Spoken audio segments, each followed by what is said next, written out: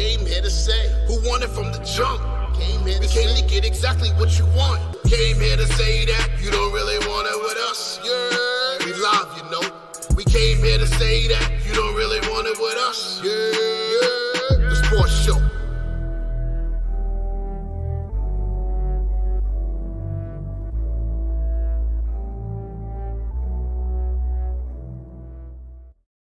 Yerrr. Yerrr. What does your shirt say? Bronx sex positive? The what? Sex Bronx positive? native. Oh. What's going on, ladies and gentlemen? Welcome to episode 151 of the Yerrr Sports Show. I'm your host, Big Baby, a.k.a. the soul of R&B. Bronx sex native is wild. Yeah, that is wild. That is wild. That is wild. But for those joining us for the first time, welcome. Happy New Year. The Yerrr Sports Show is a mix of the Breakfast Club and First Take. I'm like, okay. So you'll hear a lot of stuff that you won't hear on normal sports shows. So Happy New Year. Happy New Year. Oh my So at the bottom left of the screen, we have the voice of a generation, Pete Rosado. What's up, everybody? No, it just says Bronx native, Tay. It just says Bronx native. That's it. Bronx sex That is all. That's crazy. There's nothing wrong with Happy being New sex Year. positive. Sex positive. It's true. I'm It's not. true. Nothing wrong with that. I'm It's not. wild. Worship and praise. Worship and praise. It's crazy. At the bottom right, we have BK Matt. I don't know why you changed your name to I'll Be Sure. No, I'll be Brooklyn Shore. It was because y'all was coming at me at the 150 episode. She was getting on my curls. I said, I'll be sure. So I'm like, you know what? I'll be Brooklyn Shore. You didn't cactus curls? It's because, I didn't. You know what? Fuck you, Drake. I don't need this damn pressure. You didn't lift your soul glue, right? You didn't do it? Not you letting him tell you F you on your own show. It's cold outside. It'll be all right. And at the top right, It's not that bad. It's a nice spring day. The star of the show, the queen herself, Queen Tay. What's going on, Tay? Hello, everyone. How are you today? Happy New Year. Happy New Year. Everybody here is blessed and highly favored with that worship and praise. It's that worship. It's that what, baby? That worship and praise. Yeah. Shout out to Michael Bostic. Who's positive? Sex positive. Peter is. Hey, we started off wild. Hey, that's how you got to start the show sometimes. I guarantee you, Pat McAfee would not think WAP stood for. She waits until I get on the podcast and start fiddling around the damn microwave. Can we please? My niece. Yeah. Hi, niece. Hi. Run away, niece. Hey, run. If you hope to make it to 2025, you should, hurry up. Yeah. Tay.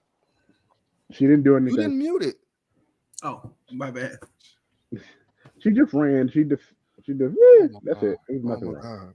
Oh my God. What's going on? How's everybody week's been? How's everybody New Year been so far?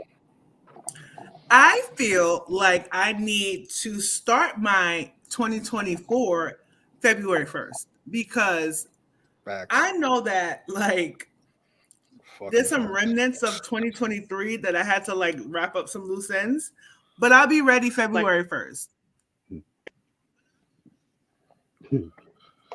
Boy, it ain't it so far. It ain't it. This ain't it. This ain't it.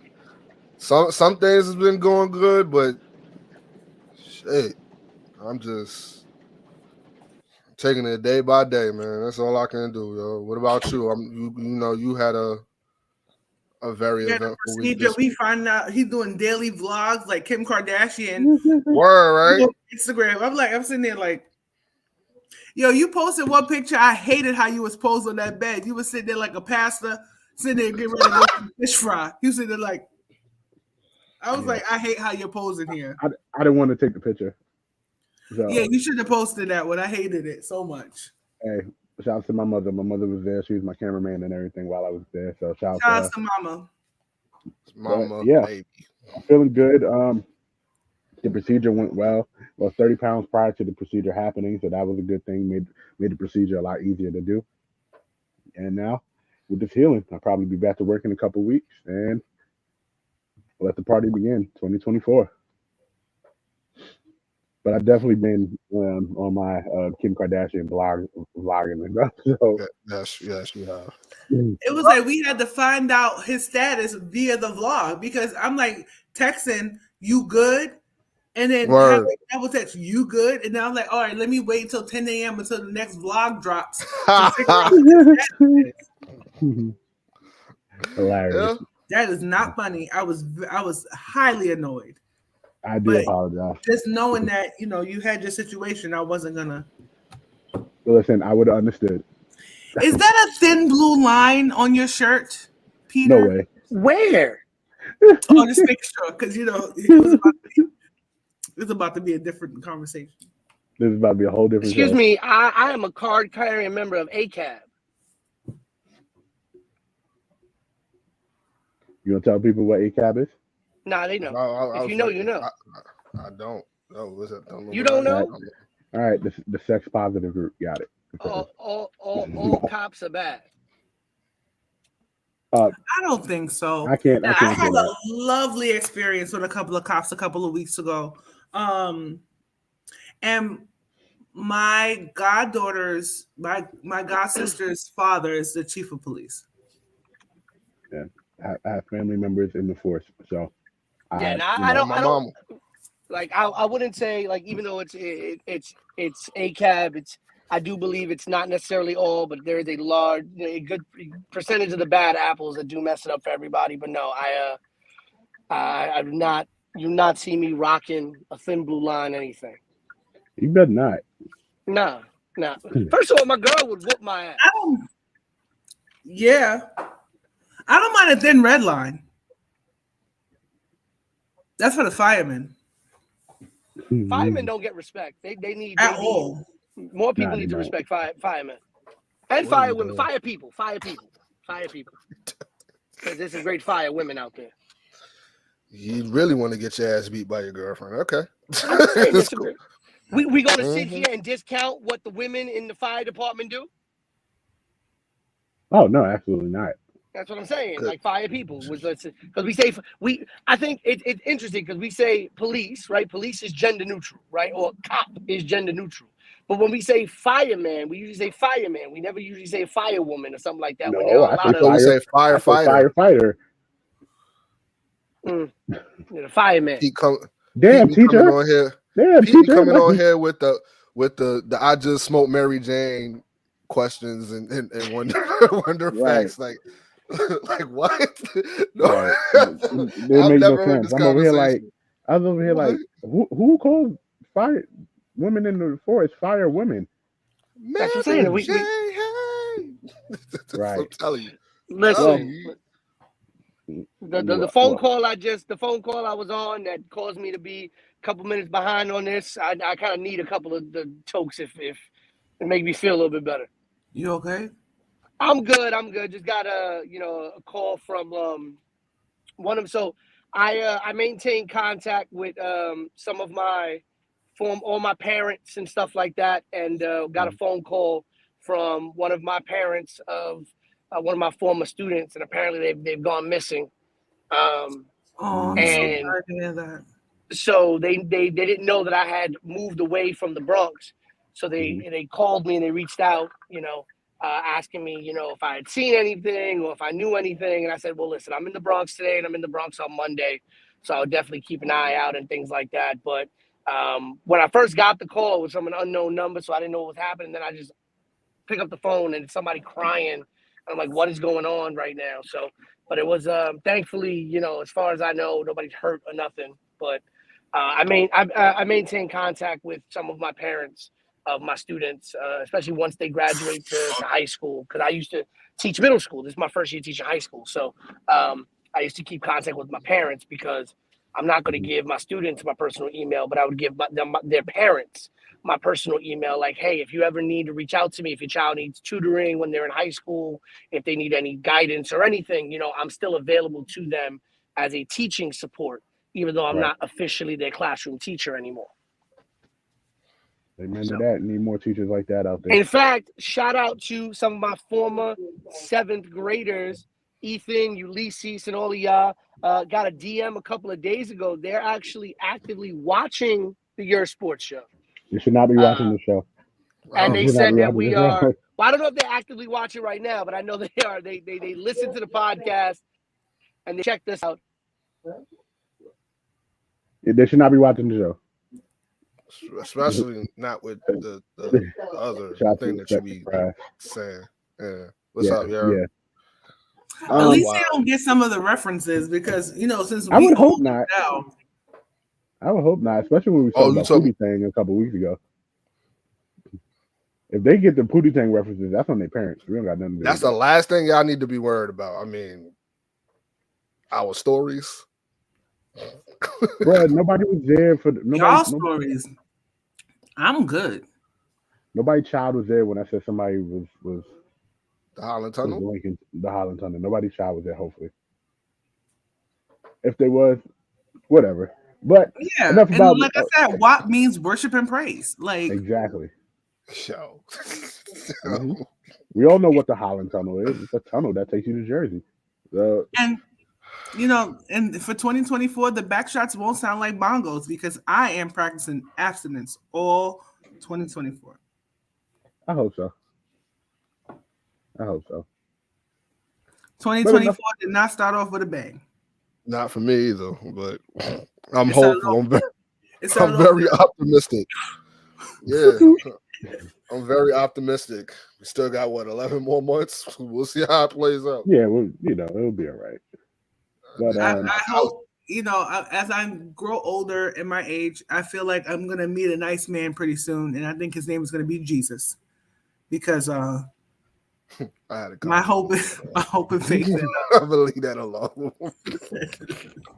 I will meet a nice man, our Lord and Savior Jesus H. You know, I have a new New Year's resolution, and that is to be worse. You already said that. Yeah, you said that, but you're gonna be worse than what you said you was gonna be.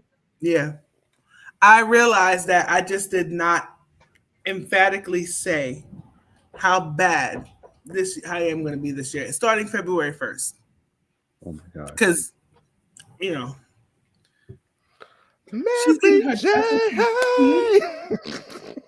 and anyways, Queen Tay, you. Uh-oh. Hold on. Yep. But yeah, so far the year definitely started off with a bang, at least for me. But again, I'll be back to work soon, and the fireworks can begin then. So I'm just ready. I am ready. A curly fro though,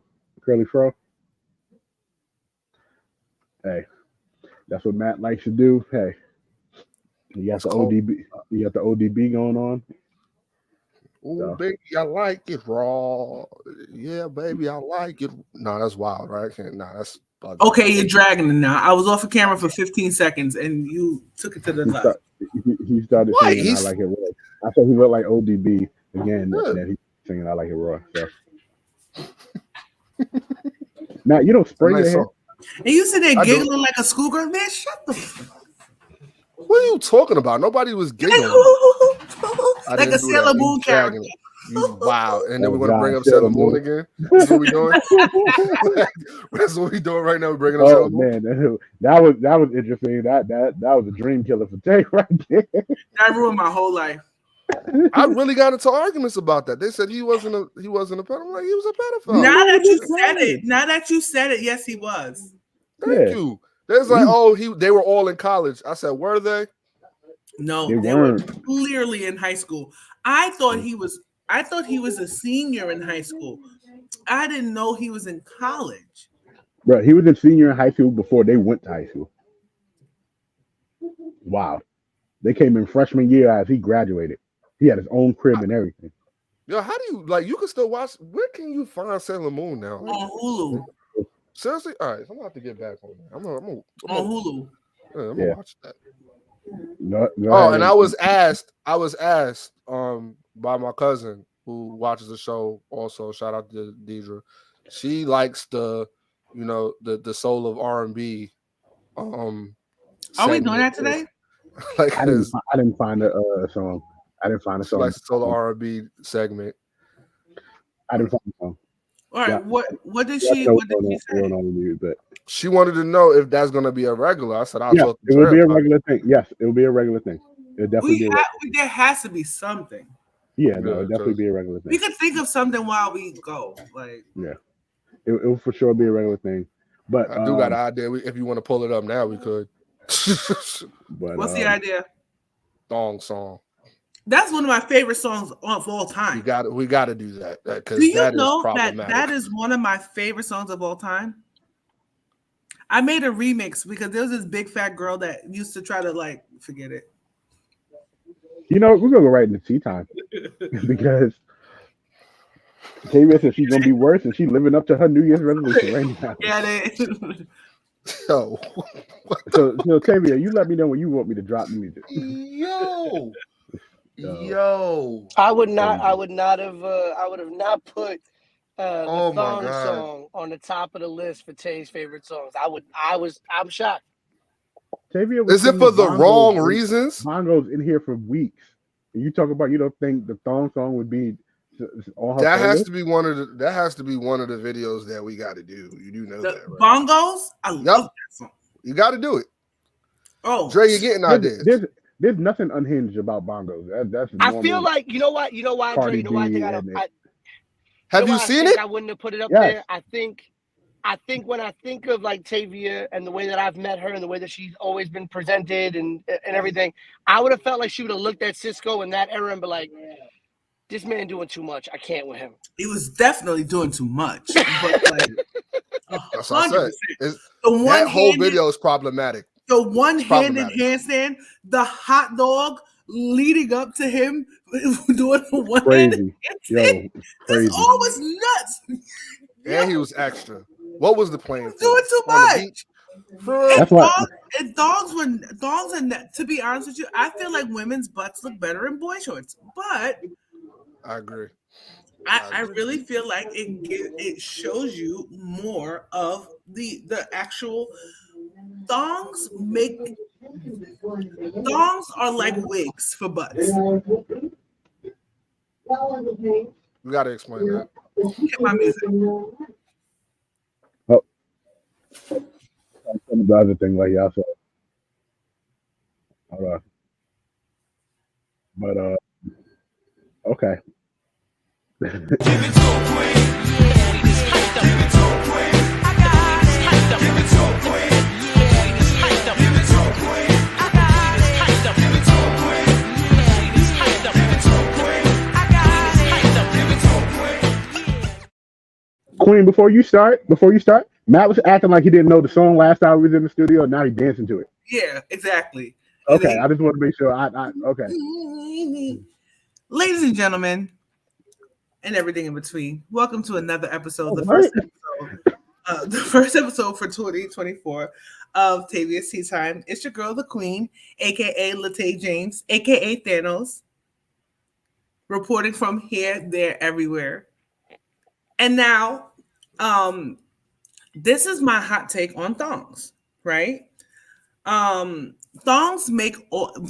are like wigs for butts, right? Did I just get next out of the whole conversation? Can you even hear me? Yeah, we can hear you. Okay. So thongs make any butt look good. And it boosts the way that thongs are shaped. It can make even the flattest of butts have at least a little bit of a lift because it goes straight in that ass. So it separates the butt cheeks in a way that makes you think that there's some cheeks back there. I know this for a fact. But because before 2008, I was a part of the Flatlands Committee where I didn't have a butt, right? So I wore thongs from 1999 to 2007 exclusively to give the illusion that I had a butt. So what thongs do, it gives you that shape. Don't believe me?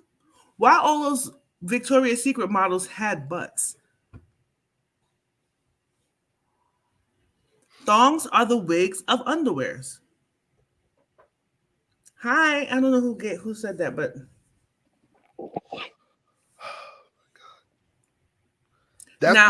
That's what got me, Larry. That's what caught me. It took me it goes out. straight in that ass. That's what took me out. I'm like, yo, what are we doing? So, fellas, if you ever, I know thongs are visually, like, aesthetically pleasing to look at, but if you are judging by how a butt looks in the thong, you know, Eric, we are not even regular friends, let alone best friends. Oh man, shout out to Grizz. We not shout him out on my show, especially during my segment. Sorry. Or else Tavia gonna go straight to in be that honest ass. with you, I'm gonna go back. He gaslit me the other day. By the way, I'll go back to that in another part of the segment. He gaslit the hell out of me during one of his questions but we'll go to that in a few. Thongs are a lie because it will make you think that someone has a butt and they really don't. And this is coming from a woman who wore it for years. Now, boy shorts, you can't hide behind boy shorts. Either you have it or you don't. I stand behind it. I guarantee it. But thongs are the wigs of underwear. Hate to But break it to thongs you. don't do nothing for them girl with long backs. It give you a little something. Because you got those women. Go ahead. Not you telling me go ahead on my segment. And you telling me, all right, even if you have a long back, the thong gives you this. And it at least cuts off a little bit and it gives you something. It may not give you a full what is going on? But it gives you a little something to work with. Granted. Because I'm blessed now. Long back community is wild, bro. I'm sorry. I don't know who put that. That thing be thinging. That wagon be dragging. So I have nothing to say. Them back shots be bongoing, and that's when I walk. So. Yeah, you gotta relax. I don't gotta relax. I'm not talking about like actual. No, I'm talking about when I walk and be like. For those of you who enjoy some not so safe for work Twitter proclivities, you know, feel free to look up Wagon Wednesday on Twitter and have yourself a jolly good time. That'd be the first motherfucking thing you look at on Wednesdays, isn't it? Before you I don't brush your have goddamn to, teeth, right? And you be having your 7th graders watch this show? Yo, like, how irresponsible of you? They're in college now. Those 7th graders are in college now. Okay, so I don't feel as bad. Yeah. So the students that were watching the show that reached out to me, they were my 3rd ever class of teaching. So they are little booties do matter. Sophomores. I believe they're sophomores in college at this point. They need freshmen or sophomores. I will say no. So getting back to the long back community, right? Because you got these white girls out here. Specifically white girls. White girls have butts now. I see them at the gym. This is true. But I have seen more white girls with this situation than black women, though I have seen a couple of black women with these situations where they got their ass cheeks hang like Droopy's lips, like his cheeks, right? And it's just like they just long back, their ass cheek looking like a chicken cutlet that got pounded out. It got no definition. Got no size, no bounce, no nothing to it. Yeah, nah. It still do a little song. Because I don't know what it is. As I've gotten older, I've had an obsession with butts. Like I always look at people's butts. So did I. I mean, I grew up with all Dominican women in my neighborhood, so of course I grew up obsessed with big booties. We ain't talking about Dominican girls right now. We talking about everybody butts. And I'm talking about the look at- natural Dominican women. The natural Dominican Prayer. women. I talk praying about. for these I look at seventh graders that everybody. watch Like when this I'm at show. the gym, I look at everybody but at the gym because I want to see like what you do to get that butt. Like if it's real, if it's not real. Like I look at men's butts, I look at women's butts. Like I want to make sure that it's possible to work out and get a butt. And I found out that is true that you can shape a better butt. But getting back to it, thongs are the wigs of underwears. That's Now my that you theory. explain it like that, I get it. I get. You the get what I'm saying, comparison. right? Yeah, I get the comparison. I'm making now. sense. Yeah, you do. I do realize like my whole time frame from like junior high school into high school, a lot of girls were wearing thongs, and it did create the illusion like there I was used to wear something the there. thongs like back then because you had like cultural icons like J-Lo, like for some of us who watch wrestling in the early 2000s, Lita, I used to wear my thongs over my techno chino pants, like you were seeing my thong. Period. And it made it look like I had a little something back there. And I had the flattest butt in my family.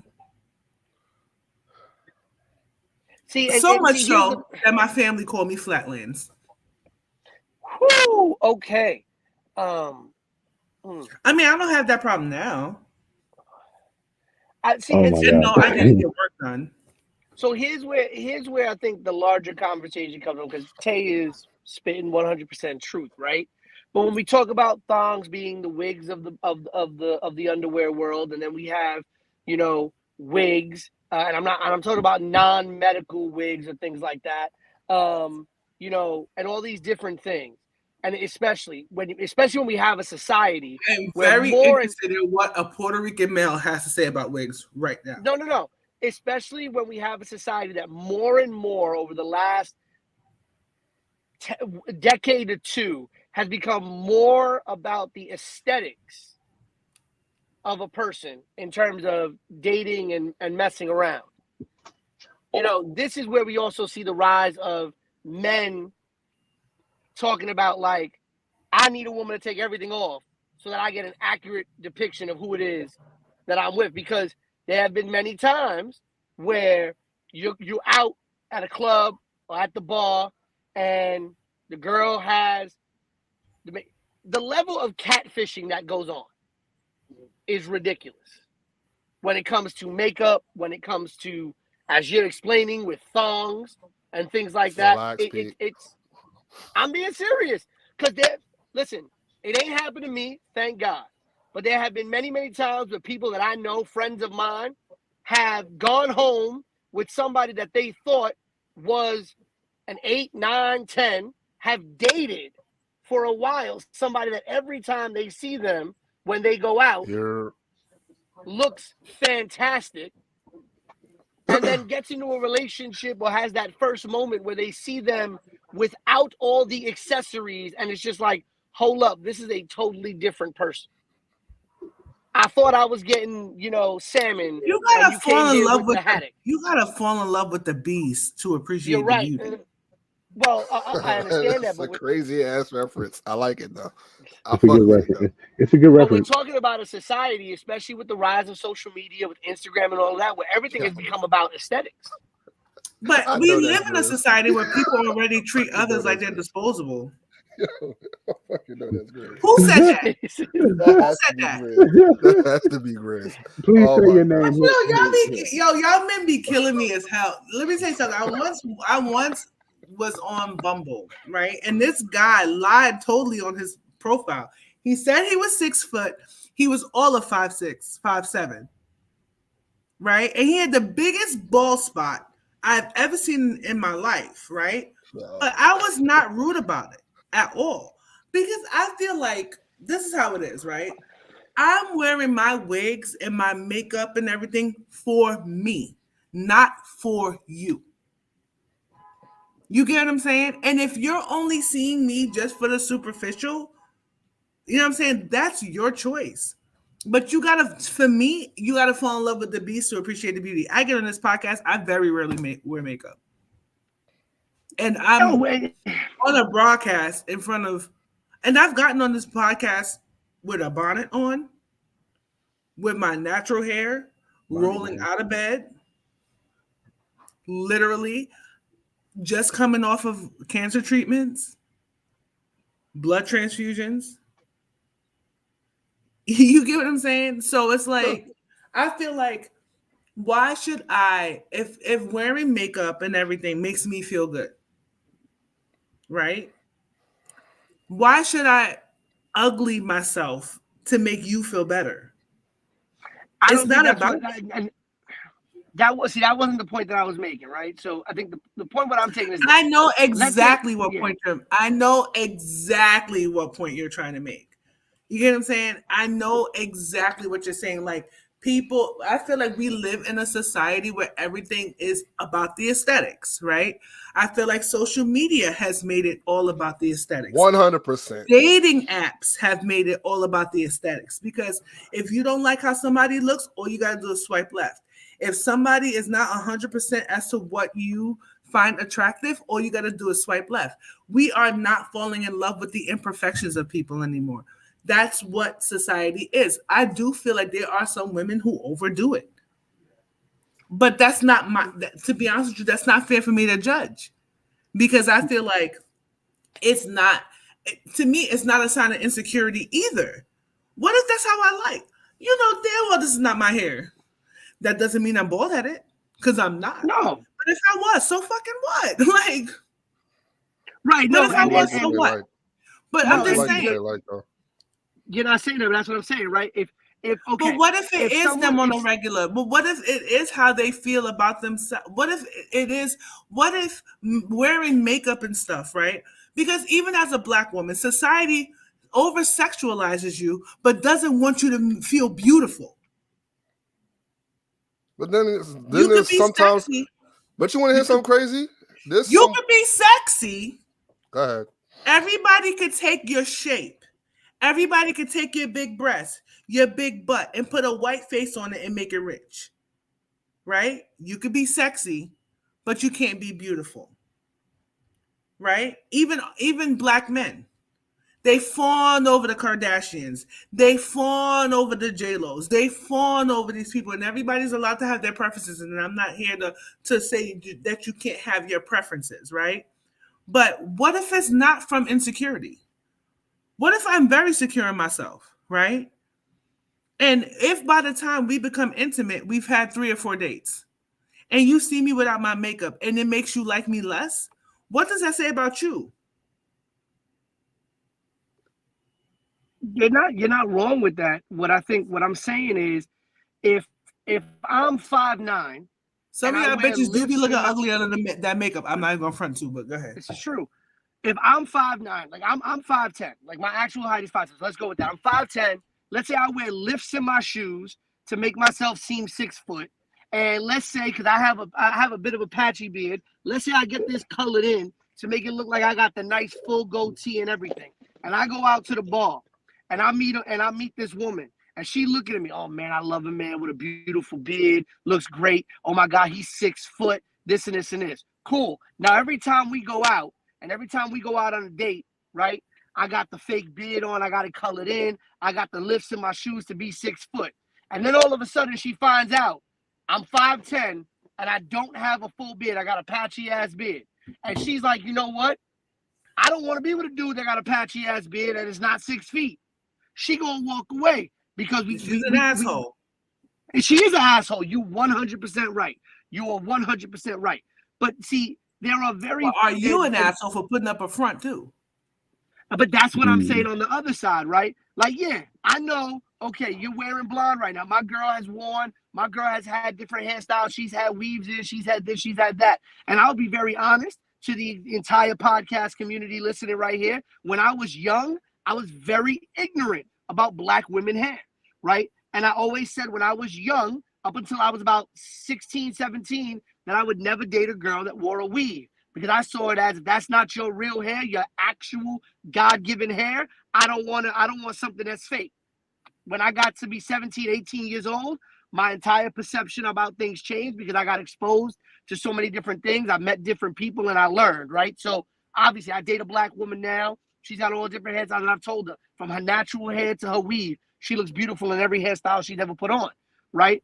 But if I'm going out to the club and I see a girl at the club, right, and she's got a wig on, and she's got, and put the makeup out, because we could see, you're stupid if you don't see the makeup, right? But sometimes the makeup does incredible wonders to make how you look, right? She's got the wig on, she's got this, she's got that, she's got all these different enhancing clothing on, she's got whatever on, and then all of a sudden, as we're dating, I come to realize, okay, the double D's are an A cup, the ass is boosted by leggings and two double pair of leggings and all this other stuff, so the ass ain't even there, right? It's not an enhancement, it's just not even there. The makeup, she looked like the witch in Snow White when she don't got the makeup on, right? The hair is nothing, right? All of a sudden, this is like, hold on.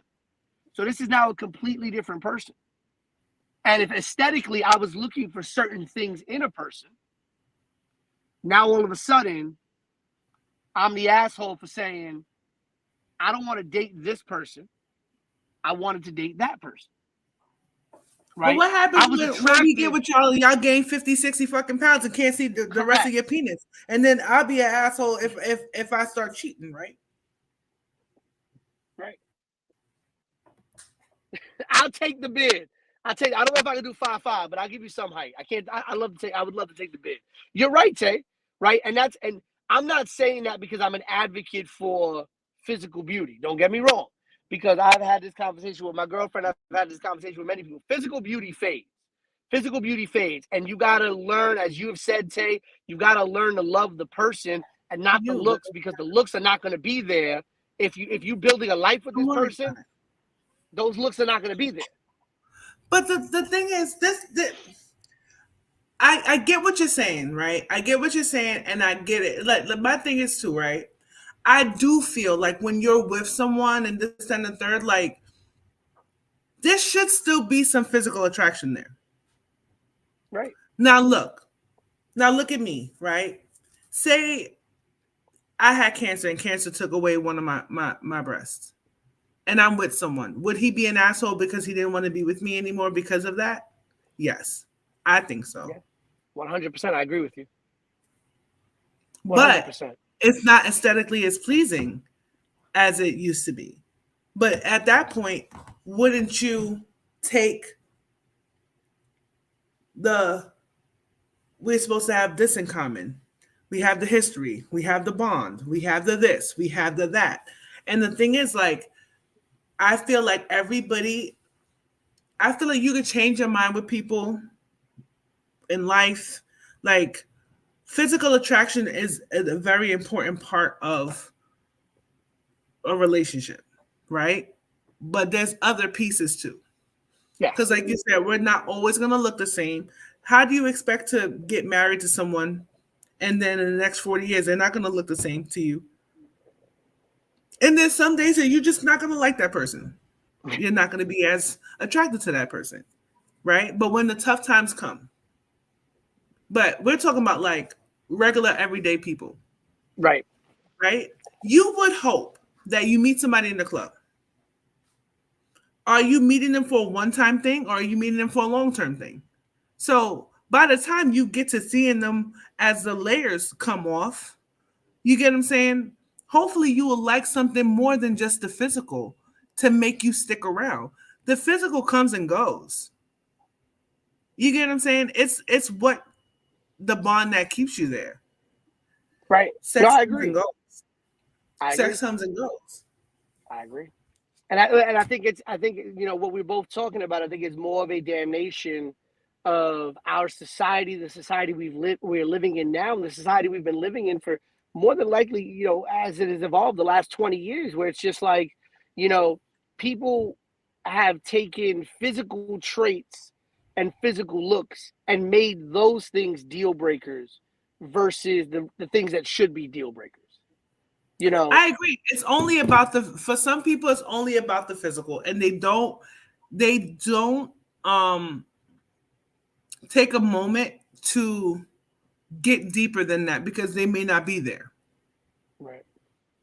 And and I feel like because we live in a society where the aesthetics mean everything, the social media means everything, the disposable, we dispose of people so quickly. Not only men, because I'm not here to be like only men do it, women do it too. If he don't have this, if he don't have that, if he has this, if he doesn't do this, and I feel like we live on unrealistic standards because no one is perfect. And I always say this, like I feel like if I meet someone who is at least 70% of what I'm looking for, and 70% is not just the physical attributes, I mean the mental and the emotional attributes as well. Right. I feel like I'm in a good place. That is honestly, there needs to be more. I think there needs to be a lot more women like that. I'm lucky to be with a woman who's like that, but there are too many women nowadays where it's just like, first off, they put unrealistic or unsustainable boxes to check, and then it's like, well, if you don't check all of the boxes, it's a problem. Like people don't. Men do There's it not enough too. people. Yeah, there's not. Oh yes, 100%. There's not enough people. There's not enough people in this world that are understanding. And so many elders that I speak to as well, they always spit the same wisdom where it's just like, you have to understand you're not going to get everything that you want, but you need to figure out what's most important, and the person has to meet those things. And when you set unrealistic expectations or unrealistic wants, that's when you get these people. And that's what we're seeing, an entire generation of people who are finding themselves more and more single as they get into the later years of their life, their 30s, their 40s, their 50s. I'm not. I feel like I'm single not because I have unrealistic expectations. I'm single because I punch too low, and Oh, no, I don't. you're a different. Yeah, you're a different case, of course. Yeah, I'm punching, and I'm refusing. I think that there's a difference between being understanding and settling. Yes. You get what I'm saying? And I'm tired of playing this game where I'm too understanding.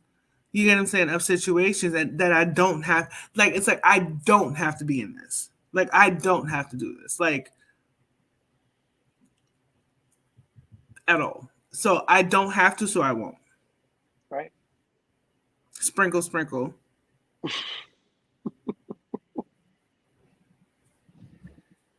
Because I can provide for myself what I require from somebody else. Right. So it's like I've been like I feel like there's a certain maturity of my mindset because I've been there, done that.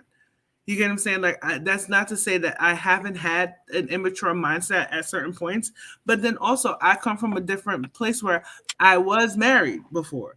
I did this before. I've lived with someone before.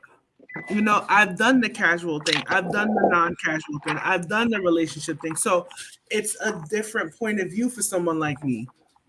Don't settle. Don't do this. Don't do that. You know what I'm saying? So I think it's different. What you think, Matt?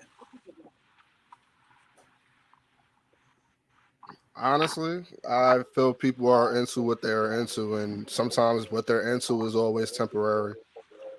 I feel like people feel like they know what they want, but in all honesty, they don't. I feel like I agree with what you're saying. Society kind of tells you what you want and what you need to look for. It has to be. I don't know the exact words that y'all said, but it's like the appearance, or it's like shit that really don't matter because the shit fades after a while. Like nobody looks 28, 25 at 75 to 80. It's a rare occasion. So I feel like people need to pay attention to more of the connection. If I can put up with this person for a long period of time, when shit get rough, could I see myself going through it with this person? When it gets bad, is it going to make me walk away from this person, or is it going to make me think like, yo, we need to sit down and figure this thing out? Like I feel like that's more important than, what is the word that you use? Aesthetics. I feel like that's more important than aesthetics. Yeah, it's cool to be attracted to, like, you need to be attracted to the person that you're with. I Yeah. get that. You definitely do. I get that. But I think people pay more attention to the attraction physically than the attraction mentally and emotionally. And that's why a lot of people end up alone or bitter or have a fucked up mind frame to where they're thinking like, I can do bad all by myself, or like I don't need this, or I gotta, this is all the stuff that I'm looking for. And if I don't get that, I ain't with nothing. I get it, but I don't get it. Sometimes I feel like it's just a defense mechanism. In all honesty, the people that y'all want or the people that we want to be with hurts us. That's the real aspect of life. The people that you really think that you want are the ones that hurt you the most. And then after that, you just add more shit to your checklist. And then after that, the person that you have, the person that you're dreaming up on this checklist, you find out too late in life that person doesn't exist. That's my opinion. I feel like I want a bond that doesn't exist more than a person. I'm looking for energy that more than just a person. You get what I'm saying? Like, for me, I feel like I don't put unrealistic expectations on people because I understand that we're not perfect. You know what I'm saying? Like, I try hard to understand, right? It's not just about the physical attraction to me, right? But I feel like for me, my biggest thing, and I talked a lot to Donna about this. Shout out to Donna. Love Donna. I ignore red flags. I look at red flags like a circus because I am so stubborn. I like a challenge. You're a New York driver. We don't pause on at red lights. Yeah. We don't pause at red lights. We like, try to the red flag, hit the yellow. And I'd be like, nah, man. Like, it is what it is.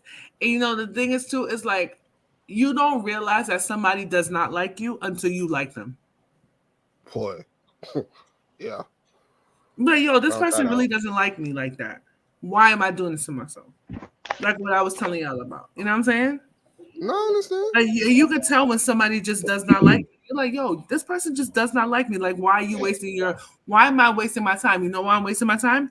Because I'm allowing myself to waste my time. It's me. Ultimately, it's me. It's you. Like, it's what you're allowing. No, I feel you. Honestly, one of the things that I had to come to terms with, and it wasn't an overnight thing. It was more or less like in the span of like 15 years. I want to say, like, the type of girls that I be with, I'll be with them, and then like for some reason, like I'll catch myself looking at the situation, right? And I'll be like, yo, you know how like I ask these questions on dates, like, oh, where do you see yourself in 5 years? Right? That's the question that everybody asks on dates. I'll be in the relationship and I'll be not really much of a relationship. I'll be in the situation. I'm like, oh, do I see myself dealing with this shit for 5 years? Like 5 years from now? Could it progressively get worse? Could it progressively get better? And it's like a whole bunch of like fighting with yourself. And then again, you start to ignore red flags and then it gets too late. It's overbearing sometimes. And it's just, again, it's all about the decisions that you make. And in all honesty, it's about respecting yourself. And respecting yourself doesn't mean that you need to like create these unattainable standards, right? Respecting yourself is understanding that certain things are not obtainable and certain things you shouldn't settle for. Like certain behaviors you should not settle for. I realize the most beautiful people have the most fucked up shit about them. And then literally, again, where's that going to carry you at 65 or 70?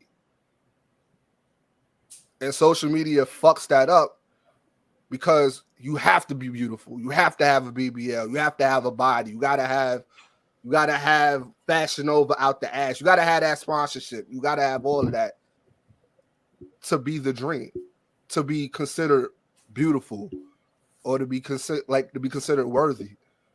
And that's where we're at in life. And I don't sign up for that shit. I'm more into the chemistry and the connection. I'm more into how I feel when I'm with you. I'm more into the conversation. And that's just how it is. So I can't sign up to these 2020 behaviors and this Instagram and Snapchat and TikTok shit. So you say like the thong is the wig. I think social media is the wig. And that's real shit.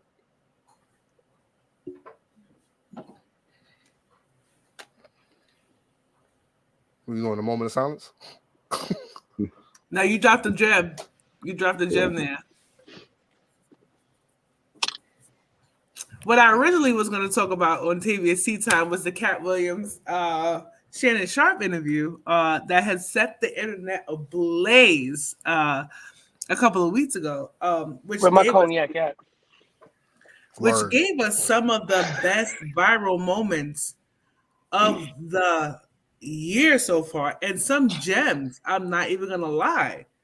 Some of Trying the to get things through.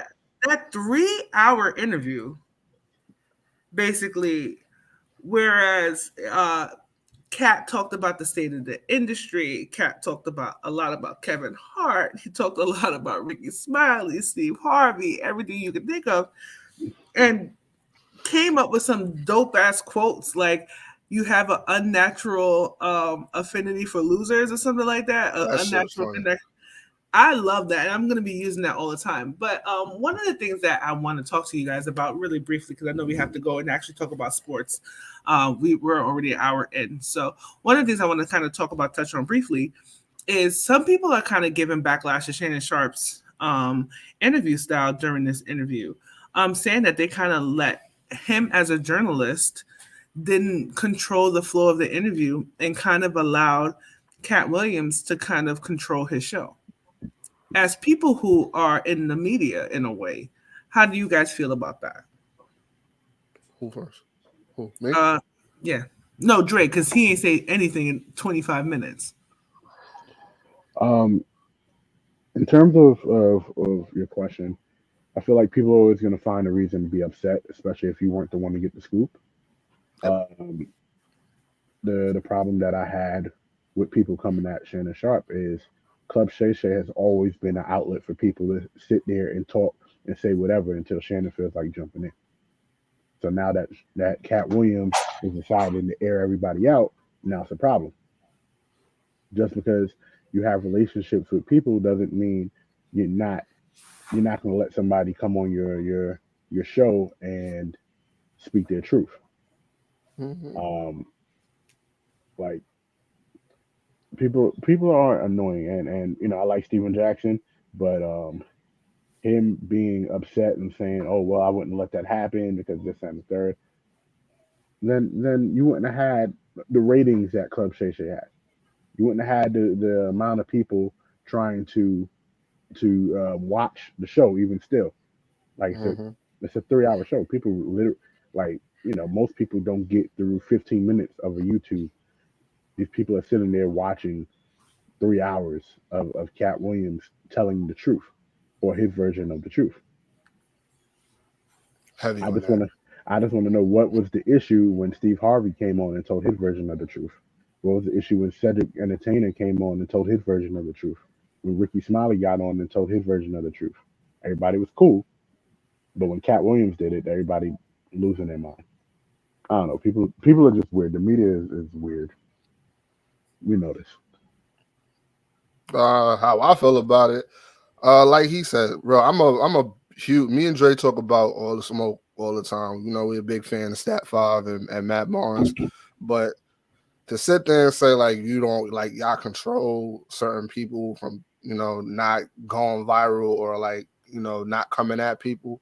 That's like in the words of Cat Williams, you're a fat phase on love lie, because Terrell Owens was on there going ape shit on Stephen A. So we can't like you can't have that happen and then get at Shannon Sharp for it. Like I said, I just call cap on it. Again, I respect both brothers. I'm a fan of their show, but I just feel like everybody has their own variations of podcasts. How you control your podcast is how you control your podcast. I had no problems with how Shannon Sharp handled his podcast. Clearly, Cat Williams got on that show with something in his heart, and he wanted to let it out, and that's just how that goes. I mean, sometimes when people want to get their shit off, they're gonna get their shit off, and that's just how that goes. There's not much you can do to control that person. It's either he was gonna say it on your show, or he was gonna go live and say it. Either way you put it, again, like we just talked about, social media is crazy. Social media is technically the new media.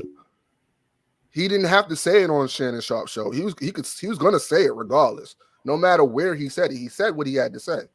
I feel like the attention is on the wrong person. Cat Williams said what he had to say. I think the focus should be on Cat Williams. I feel like Shannon Sharp should just enjoy the rewards of having a very entertaining show. And that's just what it is.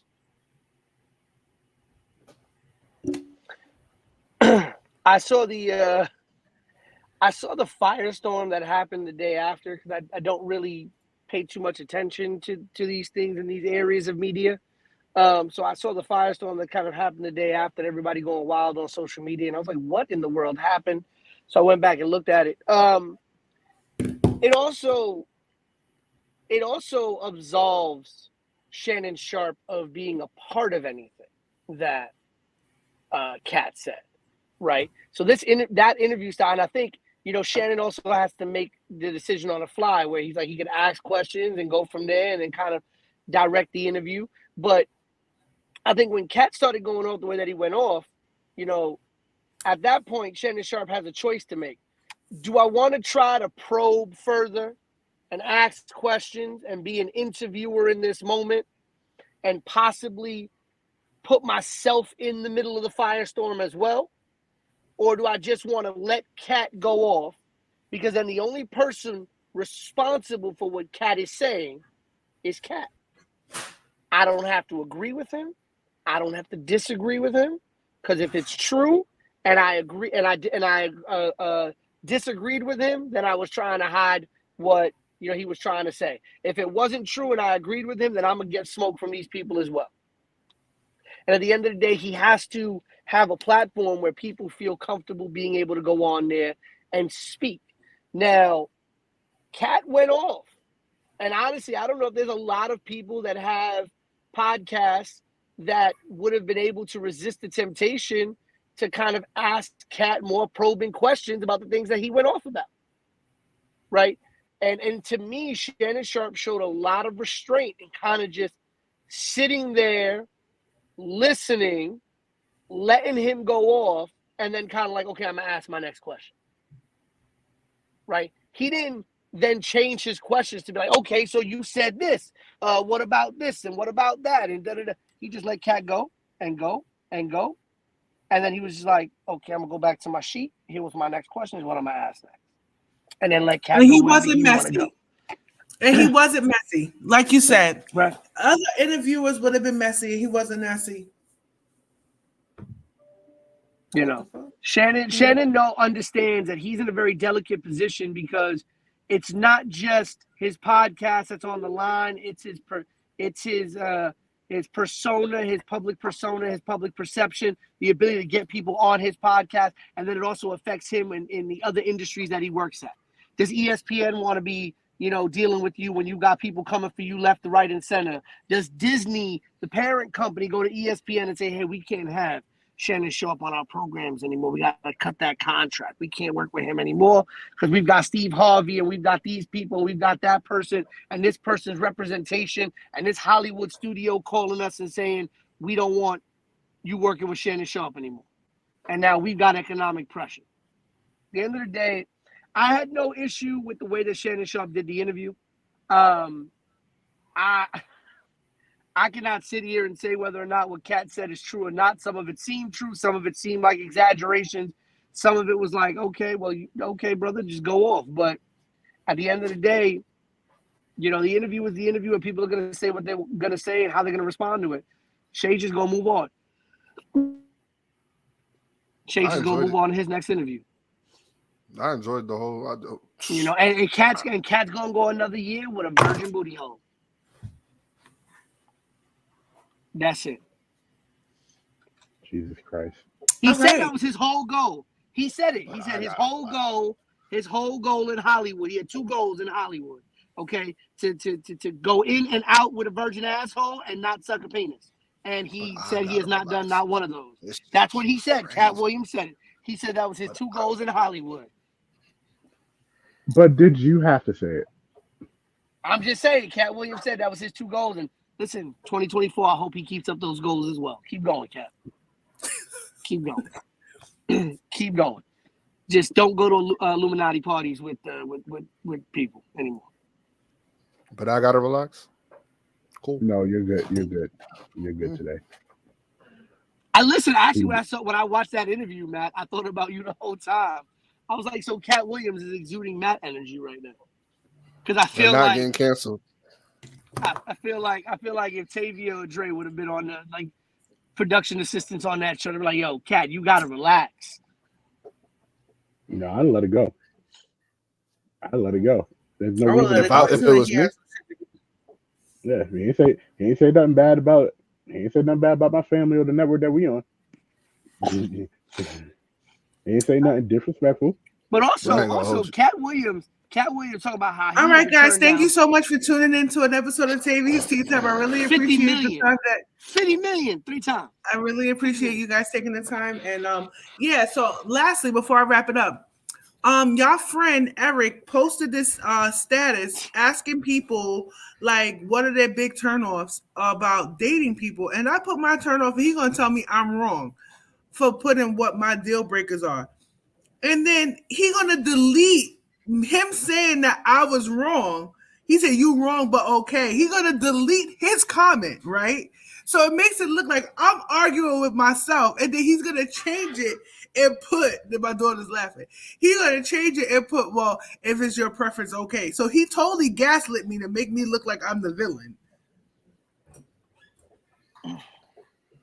All I know is Ricky Smiley does his best work in the dress. Yeah, fact. So he posted. This guy posted status. It was like, "What's your big deal breakers for dating?" I said, first of all, Being a Nick Saban fan.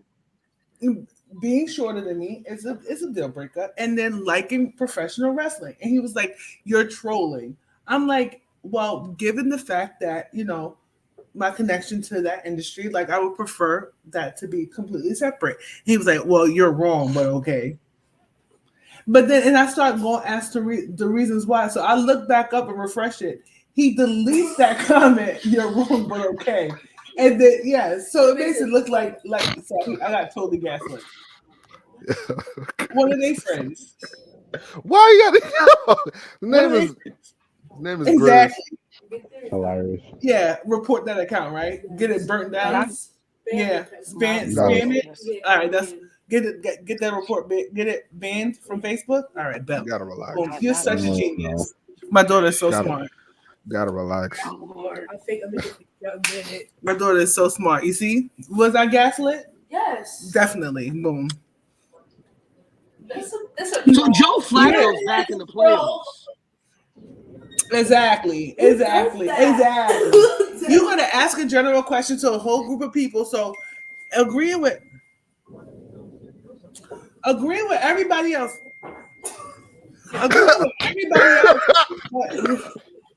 But mine, it was like this whole big thing. That's why I say people just be like, you gonna delete it and make it look like I'm wrong. You know what I'm saying? That I look all crazy. That's funny. And I barely be posting on people's stuff anyway on Facebook because I be She knows she's not on mute. I be minding my own business. She knows. I'm talking to the only person whose opinion matters in my life. and that never waits. I don't care. It can happen during the show, before the show, after the show. There's only one person on this whole planet whose opinion matters in my life. Because I do what I want to do. I go where I want to go. And I think what I want to think. Anyway, that wraps up this episode of Tavia's Tea Time. Next.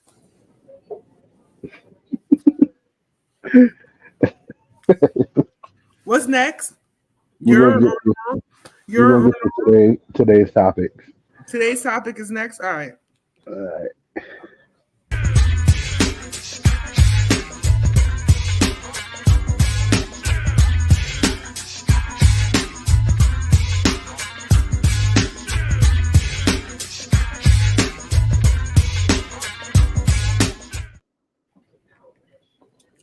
So it seems like there's been an end of an I era. miss the old today's topics music. I can't find it anymore. They took it down. Yeah. Well, recorded from an old episode. Y'all recorded from an old episode. Excuse me. Okay, I'll do it. Okay. Look, you ain't saying nothing but a word. This is the first time you asked. This is the first time I find it out. Like, yeah, I would have had it if I was able to find it. All right. So, all right. All right.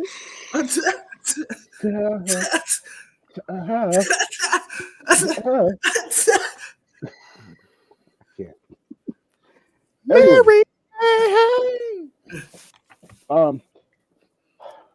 It's the end of an era in New England and in Alabama.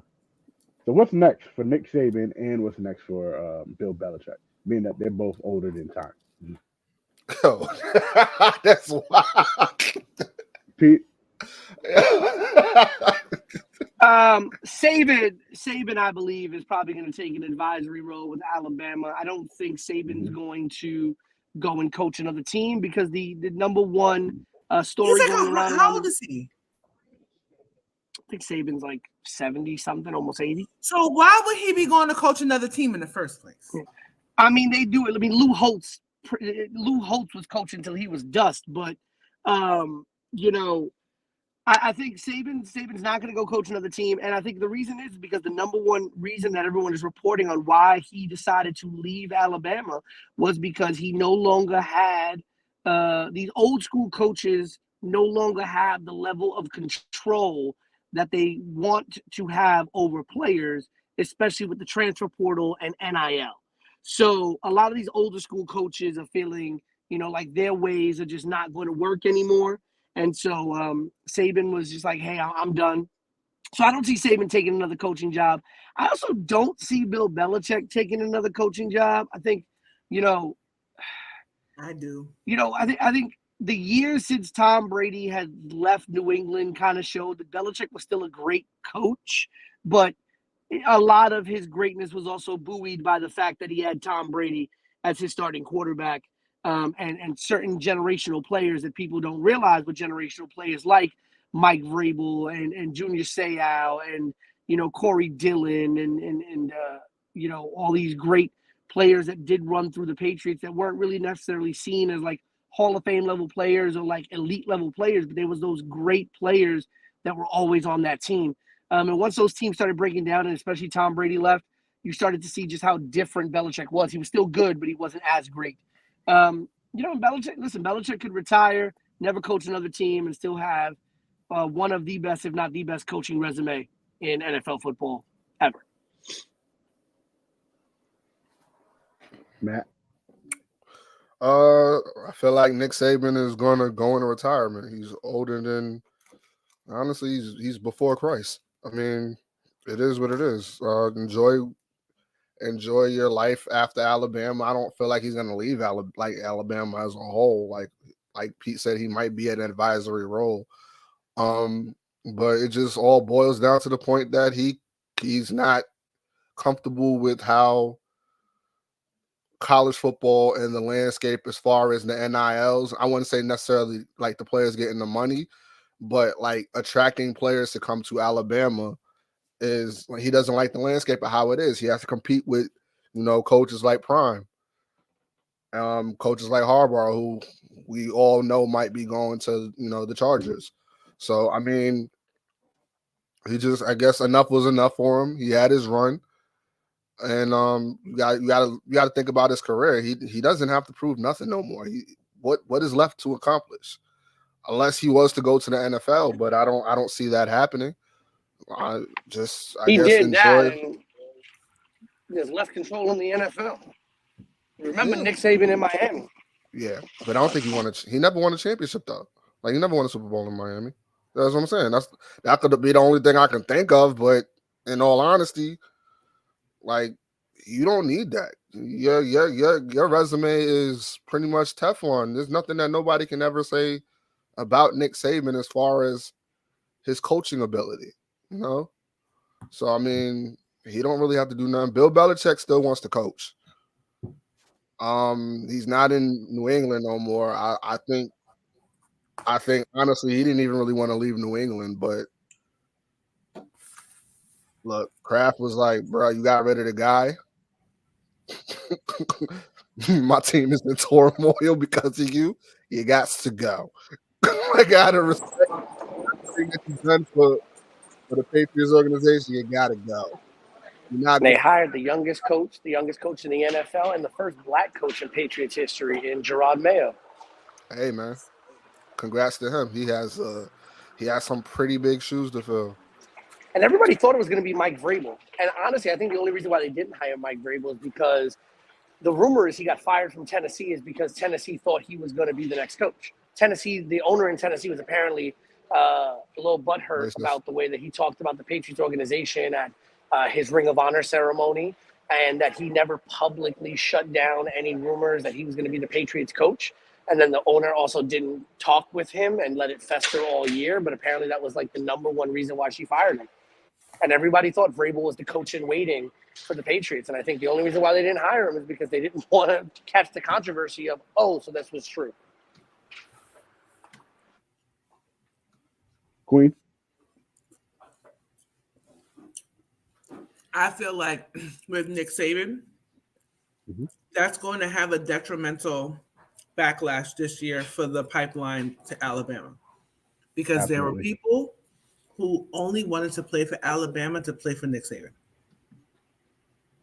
And yes, while I do feel like he will have to compete against, really like competing against coaches like Prime, like did they do that well to be in the same like league? No. Hardball, yeah, but like they've been competing for years. So Right. I feel like age, the changing landscape of college football, and sometimes like you're ready to hang it up. Do I feel like it's the end of the line for Nick Saban? Yes. Do I feel like it's the end of the line for Bill Belichick? No. Do I feel like he's going to have his influence on another team in some capacity? Yes, I do. Do I feel like it's going to be the Patriots? No. Do I feel like it was more mutual than people are making it seem? Yes. Do I feel like the Patriots as an organization didn't do enough to attract more marquee players to the organization post Tom Brady leaving? Yes. They didn't give Bill Belichick much to work with. But wasn't he in That's control? on him too, but that's on Kraft as well. Yeah. I agree. What do they have? You asked the Nothing. wrong person. Nothing. They have He's nothing. the greatest. He's one of the greatest coaches of all time, and I don't think. And to be honest with you, like I feel like we also, as a podcast, spent too much time the chicken or the egg, Belichick or Brady. Brady would not have had the same success anywhere else in the beginning of his career. That's a fact. Right? But yes, do not diminish the coach over the player, but not diminish the player, because Brady was able to win a ring without him too. It is a team sport, nonetheless, right? Do I see room for Belichick to go anywhere else and be able to turn another franchise around? He did it before. And a 24-year tenure with a team and to be able to win as many rings as they did is something unreal. And people are going to want that pedigree. It reminds me of when Phil Jackson left the Bulls, went to the Lakers, did great things with the Lakers, and then when he was older and came to the Knicks, people thought he was going to be able to do the same with the Knicks and did nothing. And then also, they did a Chicago Bulls honorary night Yo, the other night and booed the hell out of Jerry Cross wife. yeah, like that was so tacky and so You serious? trashy. That's Yeah. Michael Jordan. That's on Michael Jordan and Scottie Pippen exclusively. That's on both of them. Yeah, 100%. What did this old lady have to do with any of that? Nothing. It's because Nothing Jerry at Cross all. is dead. It doesn't. Like, No, oh, it's she not. could get it too. That's how No. they feel. It's not cool. I don't support it at So all. tacky. Yeah, I don't support it at So all. tacky. Such a tacky display from the fans. But I don't want to Mhm. get off track. But I was using the Chicago Bulls and just made me think about that. I saw that this morning on social media and I was like Nah, disgusted. I gotta go see it. Yeah, it was gross. It was gross. And she was like holding her composure. Yeah. It was sad. But there is room for Belichick in the NFL to coach again. Mhm. But at 72 years old, like Pete Carroll, like he's 72, like your faculties cannot be the same. No. Even though Pete Carroll 72 and Belichick 72 look like two different 72s. I ain't gonna hold you. I forgot he was that old. They all around. Yeah, I forgot they all around the same Mhm. age. Mhm. That's That what is I think. wild. That's my thought. I think Belichick, though he won't coach, he'll definitely be in like Saban probably be in an advisory role to where he gets like 2 or 3 years to build something someplace just to put the pieces in place and to see how it goes. And someone I said see this it on with the Raiders for some reason. I don't know why. Oh, on Belichick, right? Yeah, or the Rams or the Chargers or something like that. I think I the think Eagles. I think the Raiders strictly because Tom Brady owns part of the Raiders. That's why I don't see him with the Raiders. I don't think that. I think they can mend whatever. Like you gotta understand, they created history together. It's not. It wasn't all bad. It's more or less ego. And when I look at Belichick and Brady, I literally think about like Tavia just brought up. I think of Jerry Cross and the Bulls. Like all the credit goes to what Mike, Scott. Well, it don't only go to Scott. It goes to Mike. But we all Michael forget and Phil. how Jerry, huh? Michael and Phil. Yeah, but we all forget that Jerry Cross gave Mike the pieces to win, so he deserves some credit. But and the fact that he wasn't getting no credit, his ego got the best of it. Like everybody knows, Bill Belichick is a great coach, but Tom Brady's the GOAT, and he's gonna always be regarded as the GOAT. Tom Brady is Michael Jordan of football for that very reason. So everybody's gonna look at Belichick like Phil Jackson, who's also kind of regarded as one of the greatest coaches of all time. But in all honesty, Belichick's ego got the best of him, and he pushed Tom Brady out of New England. I ain't gonna lie. I don't And think they'll be able to win any more. You get any one more out of Tom Brady in New England, especially because of how they draft. Yeah, They- but that's they- what I said. That's also Belichick's fault. Right. They pick up. They basically got a whole bunch of John Starks and just got lucky. Like that's pretty much it. Like they got a bunch of people who are out of position that played whatever position Belichick said, hey, I think you'll be good at, and everybody thrived. Now the reason why I said not the Raiders, I don't think it's beef, but both of these people want to build their legacies away from each other after building with each other for forever. It is okay. It is okay for them not to build more legacy together because it's still going to be, just because Tom Brady's the owner or partial owner of the team, doesn't mean Bill Belichick is going to be like, all right, we're going to do what you say. Come on. We know this already. But he has to go to a team with everybody feel like he has to go to a team with a good quarterback. I feel like he just needs to go to a team that has a steady defense.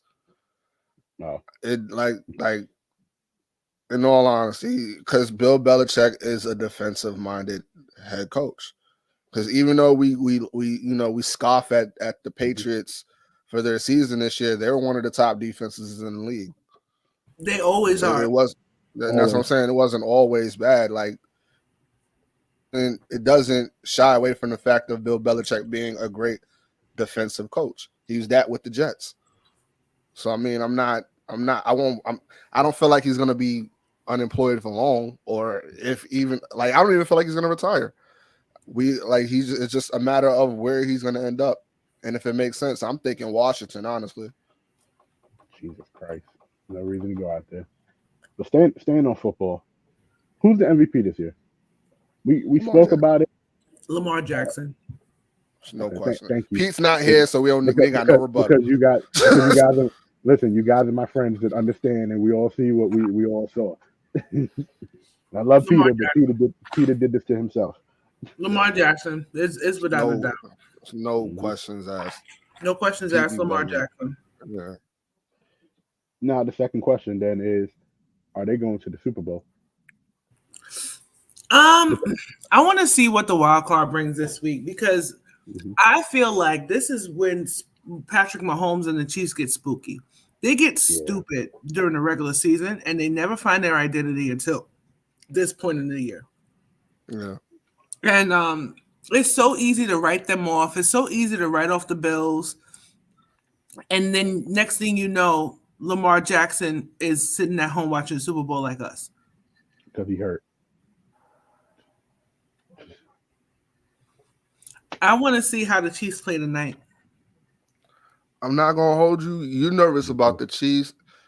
Again, we kind of spoke about it off the show. Like, I feel like as long as you got Patrick Mahomes, he's like LeBron James. As long as you have him, I can't hold doubt on what he's capable of doing. I'm more worried about and like the Cowboys, because I feel like Green Bay can beat them. I really feel like Green Bay can beat them. Oh, I can't wait. Oh, if Green Bay beat if them, Green Bay beat, oh my God, it's gonna be a ribbon in the sky. Oh, ribbon! It's gonna be a ribbon in the sky. God. It's crazy. And I love that Tay brought up the Chiefs and the Dolphins game because this is somewhat of a high volume game that everybody's wanting to pay attention to because of the Tyreek Hill coming back to Kansas City aspect of it. And Tyreek Hill saying that Tua is more of a I think what was his exact words? Tua is a better quarterback than Patrick Mahomes. Is that? I'm not saying a verbatim, but I think that's more or less what he was alluding to. But he's doing better under Tua than he did under Patrick Mahomes. He's doing better under the system now. But to be fair, this system is more designed to his strengths because I don't feel like he's a better. The thing is Tyreek played with I don't know whose that's Pete. That's Pete. That's on muted. I don't know whose system was better because Tyreek Hill was a beast under the Chiefs system too. So he might just be having a great year.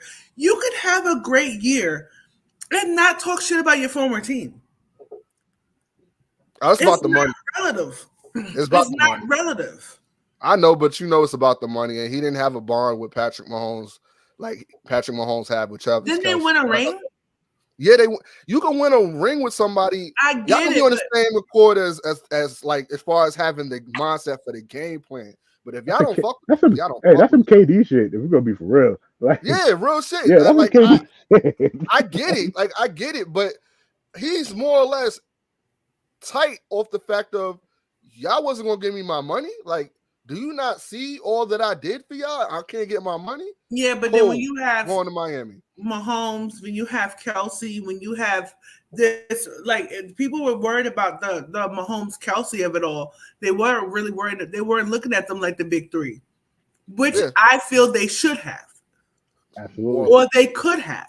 You get what I'm saying? Because he's having a monster season this season. He almost very well non-QB MVP to me. If this wasn't such a QB heavy award, if there's an argument to be had that he's having the best season of his career.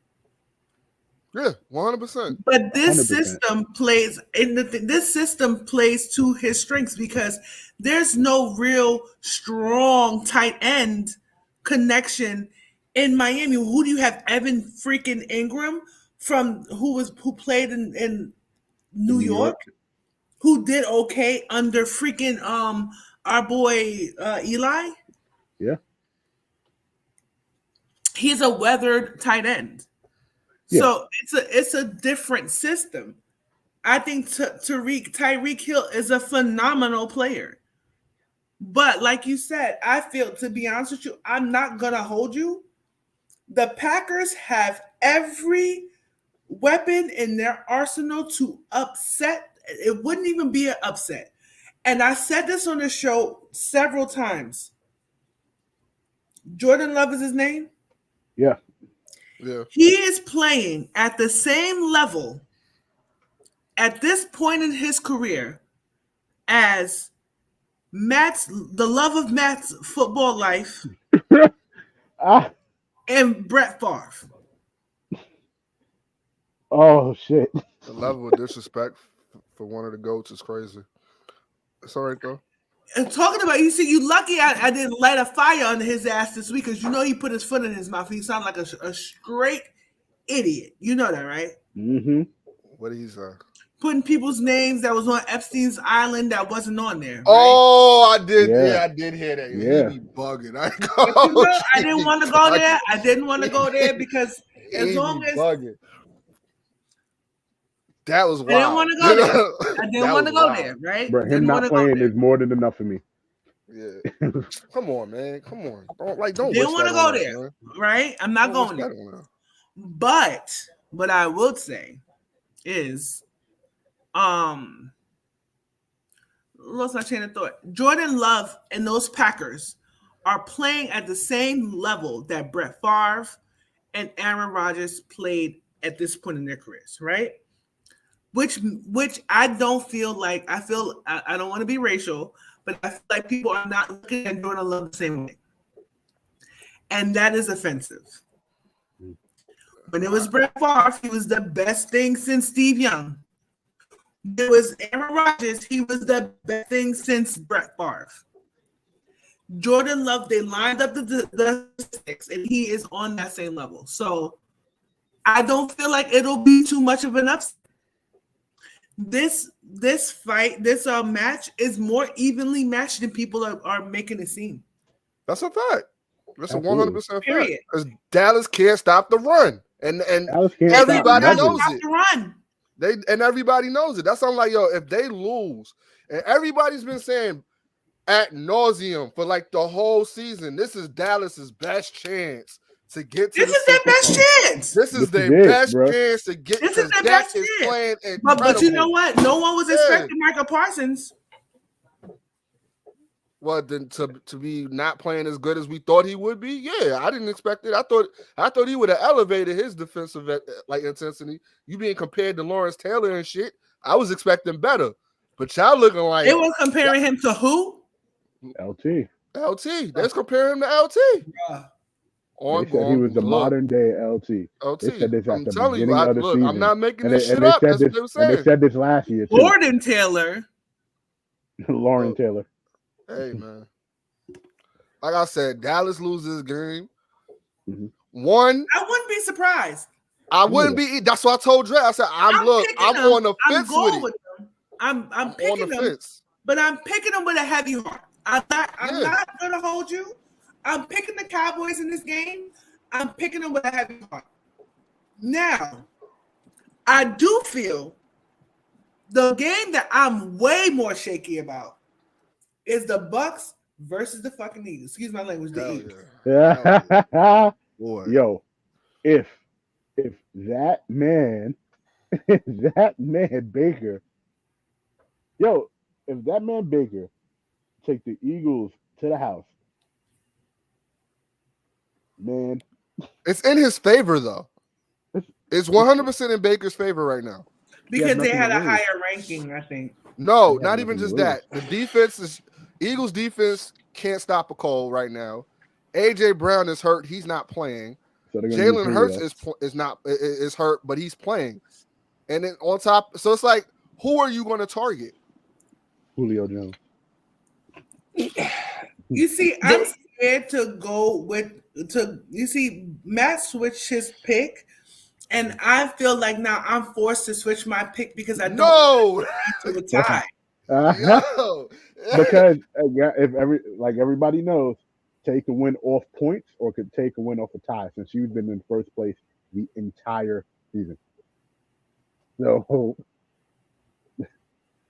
But I don't want it to be a tie because I don't want him to be like. we tied. Wait, what's this? Our fourth year doing this shit. We've tied at least what? We tied twice already. If we tie this year, it'll be 3 times. We don't really No, count I the don't wanna time that hear it. Pete won. I don't but want the to hear rules, it. the rules were put in I don't place wanna hear it. earlier this I season. don't want to hear So it. if there is a tie, I Tavia don't still want to hear gets it. I Tavia don't still want to gets I hear the got it. win. solace in knowing that I'm I don't want to be a. always in the race. I'm cool I don't with want to that. be a part of a tie. I want to. Let me tell you something. Out of the 4 times we've done this, I want to make sure that people know that I have won 3 out of the 4 times, and I want it to be as definitive as it can be. I hear you. Pete, who's going Listen, to win, I have the Bucks beating the Eagles straight up. I'm not going to mince words about it. I think the Bucks are a better team than the Eagles right now, especially with all the injuries that they have. Jalen Hurts is hurt, as was said. So I have the Bucks Y'all and Baker don't be Mayfield. picking good, so I'm scared. Y'all be going like 1-4, so it's like Cool. I Um, don't know what for that much. I be 1-4. I don't care. Once I realize I'm God, I'm about to say I'm about to start picking. What is it? What does he do? Tay? Razzle, Razzle razzle, dazzle. The razzle dazzle shit. I razzle dazzled at the wrong time at the beginning of the season. I went 0-5 at the beginning. I never recovered. So go ahead, Pete. I have the Bucks beating the Eagles. Mm-hmm.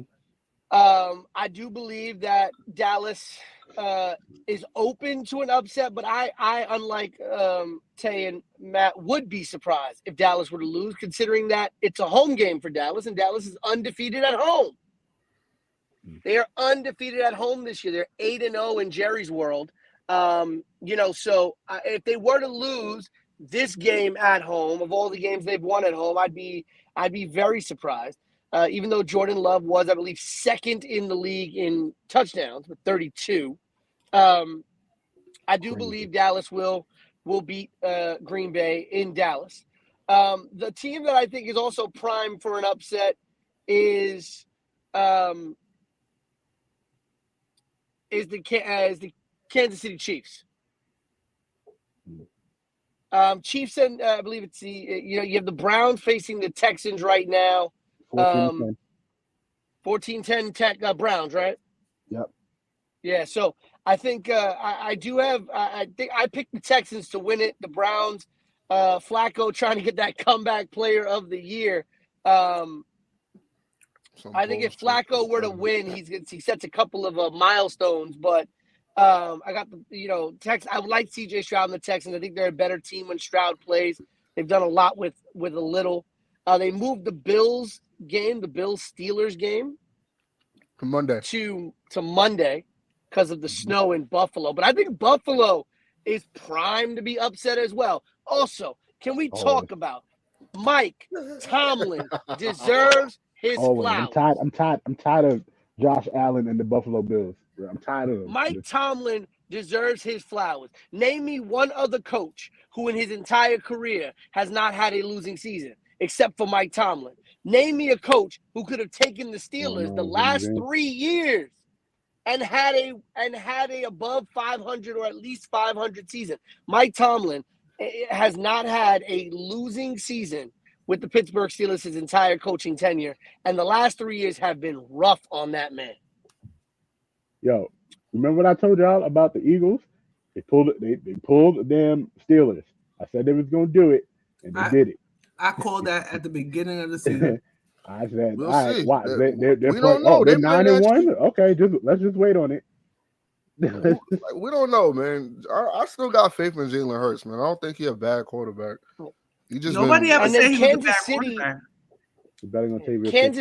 Kansas City, is primed for an upset as well. I think Miami has what it takes. I don't like that pressure.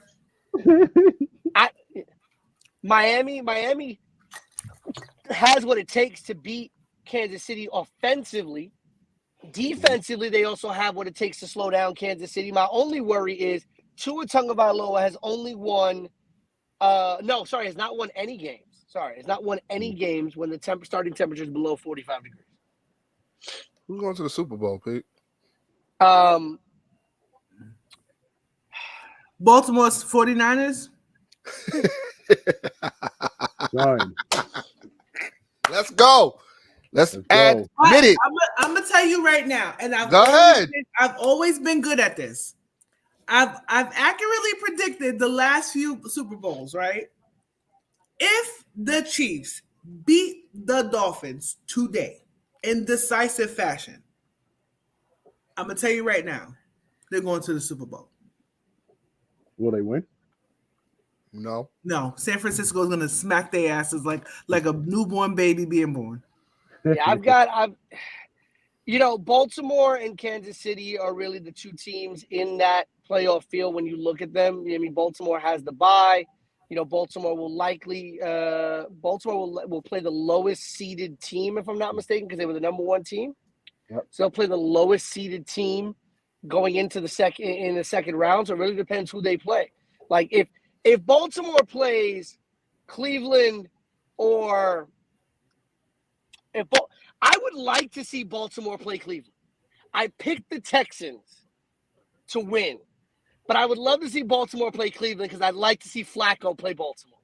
I hope they just run Enlighten 8 the whole game on Don Flacco. But Trey, he still ain't answered the question. Who going to the Super Bowl, Pete? I'm going with San Francisco in the West. Well, in the NFC. West. In the NFC. And the AFC. Better say the right thing. It's either the Chiefs or the Ravens. I'll give you that. He's admitting it. It's either the Chiefs or the Ravens, but I don't think either one of them win. I think if the 49ers go to the Super Bowl, they win. Yeah, hold on. One more question, Pete. Who's the MVP? Say it with your chest. Say it with your chest, Peter. Because it's been 2 weeks. Bro, it's been 2 weeks, right? It's been more than 2 weeks. Peter put the juju on the rest of the league, and I said, watch this. And Lamar Jackson did everything that you said he couldn't do. Shout out to I can't save you. No. And here's the thing. And this is classic Matt, right? This is classic Matt not letting the facts get in the way of a good story. Because he just wants to tell the story of, oh, look what Lamar Jackson did. Look what Lamar Jackson did when the two best defenders, the best cornerback and the best linebacker on the Miami Dolphins. Such a spin artist. Answer the question. Answer the question. It's easy. Just say Lamar Jackson. Let's hear it. Lamar Jackson's the MVP. The MVP to me is Brock Purdy. Mr. I threw 5 interceptions. That's what you want. So you're telling me an MVP can't have a bad game? 5 interception game? Not against the person that we are saying is the Brock MVP. Purdy wins the MVP over Lamar Jackson, I'm like, yo, that's racist. I'm calling straight up. Yo, I'm calling race card. Yo, I don't call race card. I don't ever call race card ever. And I'm pulling. I've been riding the San Francisco 49er train all season. So I do not like to be wrong, right? I don't want to be wrong. And I have not spoken about the Baltimore Ravens until a couple weeks ago. I forgot all about that team. Okay?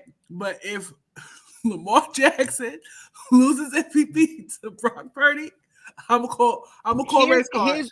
If it's not Tyreek Hill, it gotta be Lamar Here's Jackson. why, and I'm gonna give you the logical reason as to why I think I look sick today, yo. Here's why I think Brock Purdy wins over Lamar Jackson. If I'm not mistaken, Rodgers won it last year, right? No. Who won last year? Lamar? No. Pat Mahomes. Wasn't Patrick Mahomes? Yeah, Pat won Mahomes. the NFL MVP? Yeah, it was Patrick Mahomes. It should have been freaking it should have been Jalen Hurts. We was arguing about that. So my thought process is this. Here's the two things that I think is going to come into this.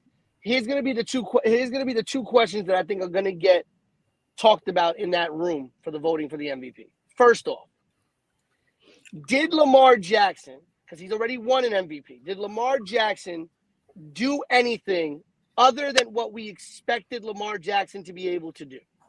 Did he exceed expectations, or did he just meet expectations? You know what, Pete? Your goalpost moving right now, bro. Because Patrick Mahomes. Yeah. What did Patrick Mahomes do different? I have to say, What did Patrick Mahomes do different? That shit, cha-cha sliding to the left right now. Not gonna hold you, bro. No, you goalpost moving. He's playing his best football, man. Okay, he's playing his best football. No one didn't. And say nobody that. was worried about the Baltimore. We thought the Baltimore Ravens was all but cooked last year, bro. True, but what we I'm thought they saying was cooked is this year. What we thought I'm they was gonna be saying- cooked this no, year. Their what I'm defense saying was is shitty. this. They What I'm picked it up. saying is this. I'm not moving the goalposts. These are the exact questions that are going to get asked. These are the exact questions that get asked for every MVP. In fact, Pete, these are the same ask you a question questions on your that were, question? hold on. These were the same questions that were brought up when a lot of the NBA analysts were doing interviews after the NBA MVP award, and it went to Embiid instead of Jokic.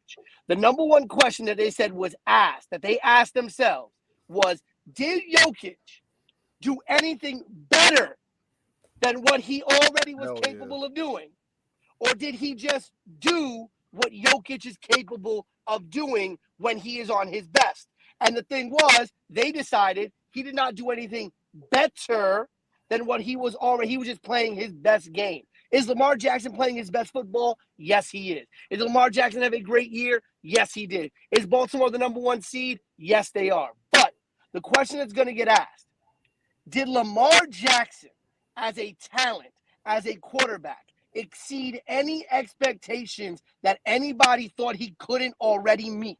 Did Brock Purdy exceed expectations? Brock Purdy, by definition, exceeded expectations on a major way from what anyone thought Brock Purdy would be capable of doing. There is no one with half a brain that analyzes the NFL that does not think Lamar Jackson is capable on any given day of playing like he has played this season. But there is not many people that thought Brock Purdy was capable of being anything more than a game-managing quarterback. And yet, what did Brock Purdy do? Brock Purdy went out there, threw touchdowns, did more than game manage, took over games for the San Francisco 49ers. So when I look at Lamar Jackson, I'm going to look at Brock Purdy. The question that's going to get asked, did Lamar Jackson just be Lamar Jackson?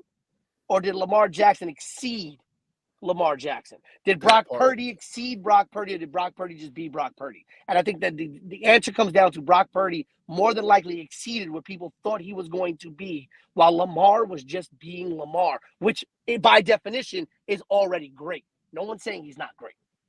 Bro, I'm not gonna hold you. Brock Purdy wins the damn MVP. We're betting the NFL on the stake. Yeah, bro, y'all down with me? Y'all down with me? If this is the case, if we talk about MVPs doing more than what they're supposed to, then Tyreek Hill, Patrick Mahomes shouldn't have got MVP last year, because we know what Patrick Mahomes can do. That was the question I was just about to ask him. Patrick Mahomes, we know what he gonna do. Jalen Hurts went from most improved. I agree. Patrick Mahomes shouldn't have gotten the MVP last year. He shouldn't have. I said that last year. We were on this podcast. I thought Jalen Hurts was going to be the MVP. We're using Pete's logic. I did not think Patrick Mahomes should be the MVP. We're using Peter's logic.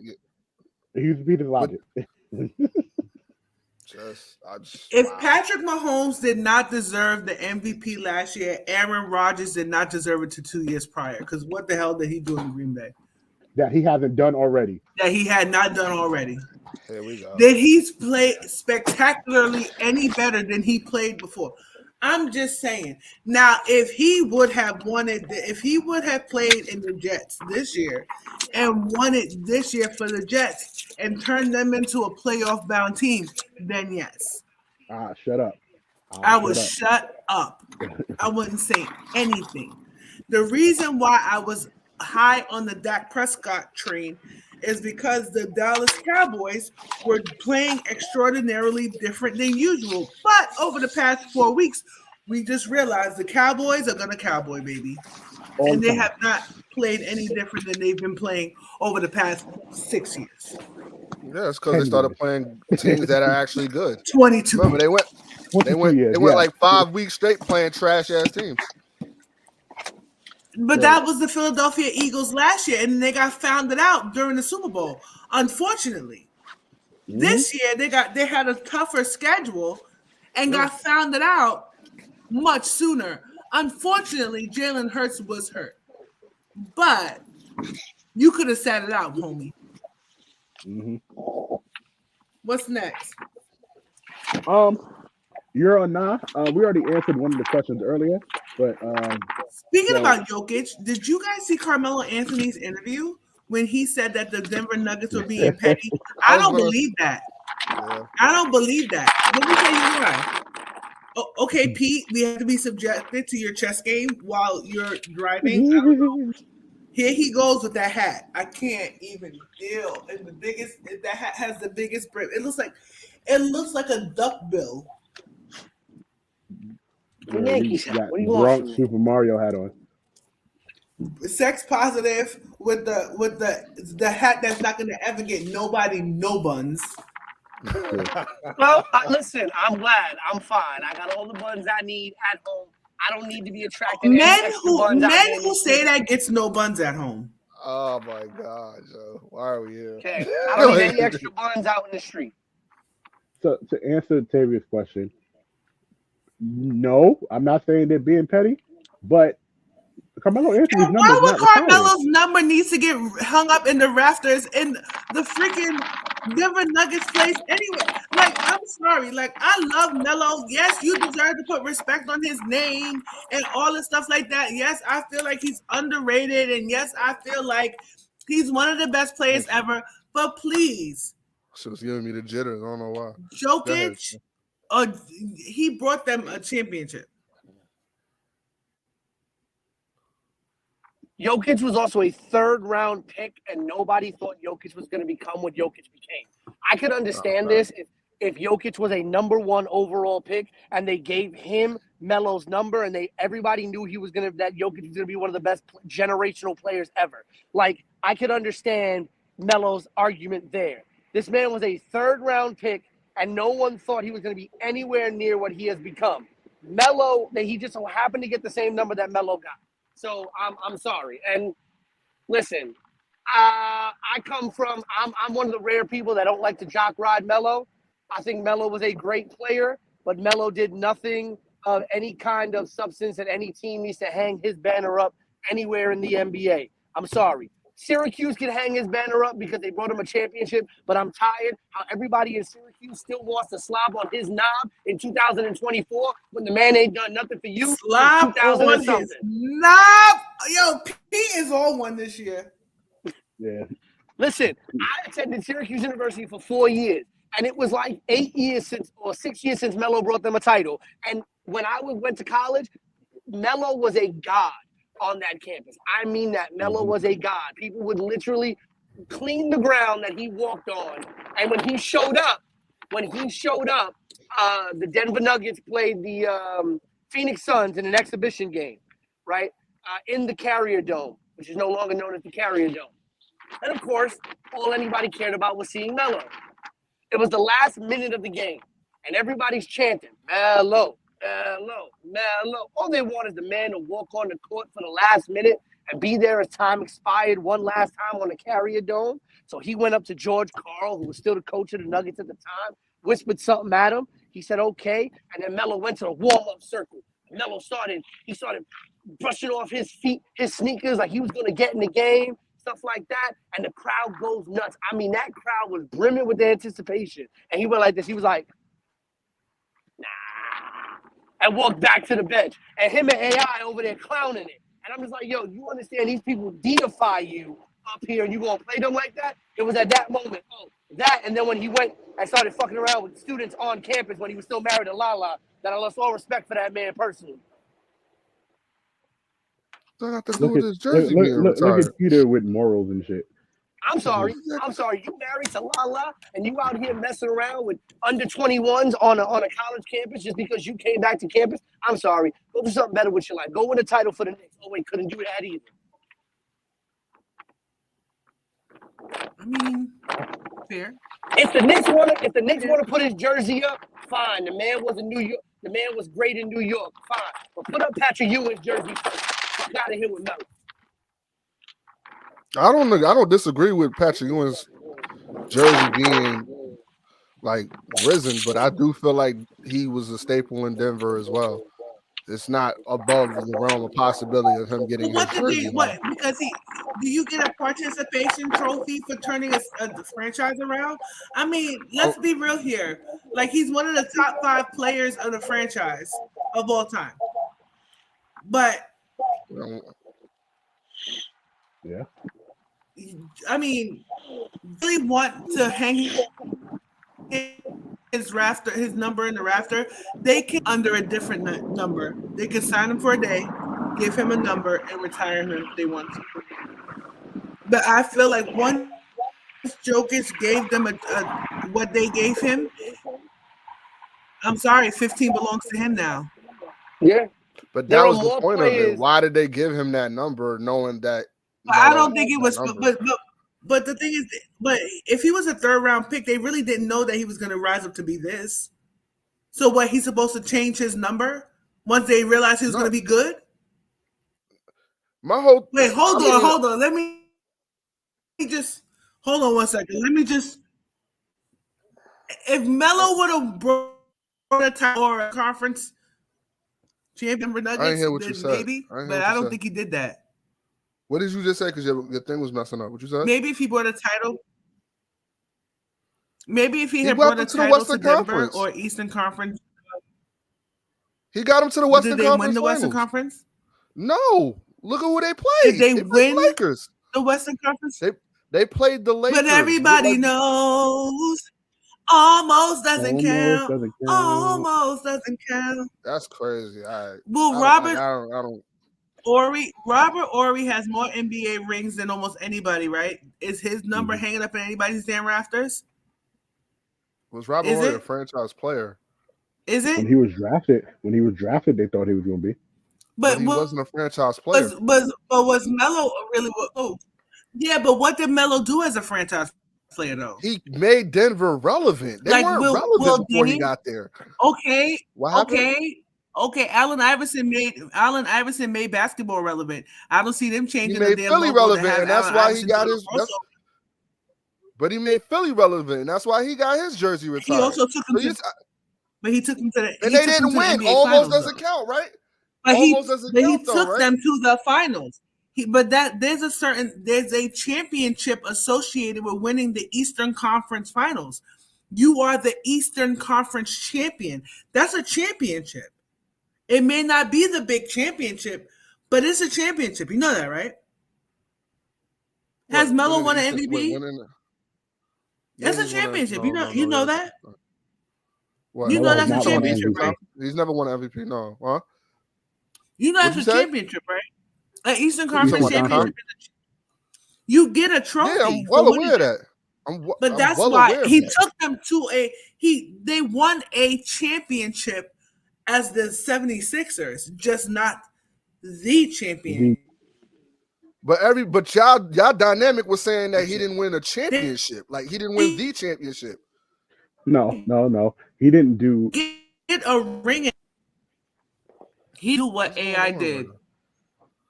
So Matt, you're saying, and I heard you say the Carmelo Anthony made the Denver Nuggets relevant. Yes, he did. Okay, so who was on the Nuggets before that? Hold on, what did Mahmoud Abdul-Rauf did? What did Dikembe Mutombo do? Did they make it to the Western Conference Finals? Did they make it to the Western Conference? Did they make it to the Western Conference Finals? Yes. It doesn't matter. They made that team relevant. The Denver in what Nuggets year? One of the greatest Western Conference teams of the early 90s. Pete? In the early 90s. We're talking about in that era of the 2000s going on. Denver was not relevant until Melo got there. You said he made them relevant, which means they were irrelevant before then. That's like saying KD made the Seattle Supersonics relevant when he didn't. He made them Always. re-relevant. He brought them back to prominence. But don't sit here and act like the Denver Nuggets were not a good team and didn't have In star players and 1994, all-stars. they made the fucking conference. They made the conference finals. Okay, so you're but you saying they have- were relevant. You're talking about they were relevant from what? So like the golden era in the sense of after that era was what? 98, 99 going all the way to LeBron, right? Was Denver in playoff contention from 98 to 2003? They could have been.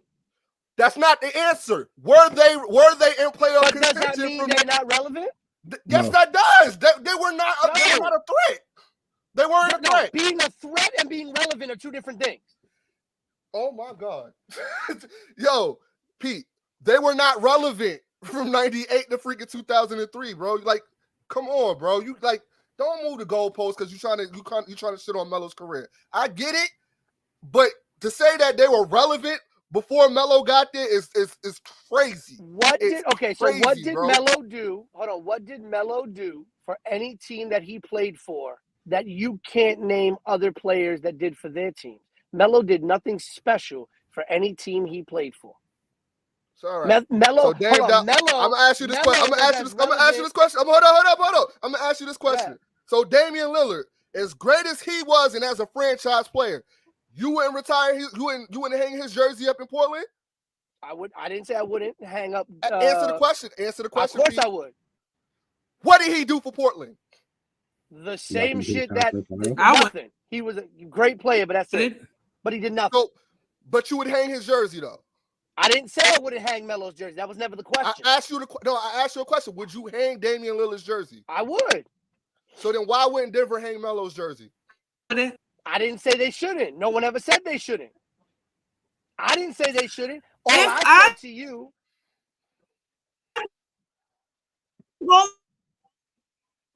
Going by, hold on. Let me, what number, huh? Yeah, we can't hear you. You're going in and out. Can you hear me? Yes. But you Can you hear me now? In and out. Yes. Yeah, you're Going in and lagging. That's why. There's a lag connection that's causing the audio to go in and out. What about now? Yeah, now. Much better now? Yeah. Yes. Yeah. Okay. When you look at the impact that Jokic is going to have on the Denver Nuggets franchise, is now going to overshadow Melo because he brought them a ring. Yep. Do I feel like it was petty of the organization to give him that number? No. Did they know he was going to be this? No. Do I feel like Melo was a little butthurt? Yes. Yes, I do. Do I feel like Melo deserves a special recognition from the Nuggets? Yes. Is it his number in the rafters? No. Do I feel like Dame Lillard deserves his number in the rafters for the Portland Trail Blazers? No. But do I feel Clyde Drexler does? I didn't hear. It keeps lagging on her. You said Dame Lillard doesn't deserve his number in the Raptors. What's going on? Is it my shit that's frozen? No, it's going in and out. How's it freezing? Yeah. Listen, I'm not. Listen, they could easily put 215. 1 second.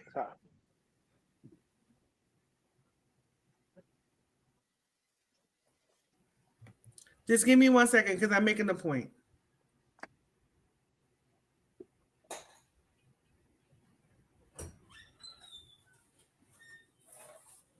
The internet's not working a little side.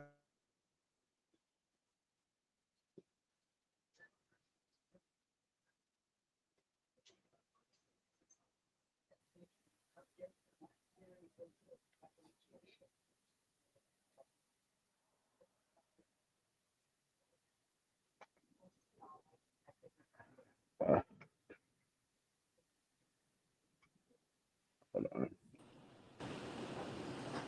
Hey guys, can you hear me now? Yes. Yes. So what I'm saying is, when you look at the two number 15s, when it's all said and done, because Jokic won an MVP, right, and brought a championship to the Nuggets, his number 15 is going to be more impactful to the Denver Nuggets organization than Carmelo Anthony's overall, right?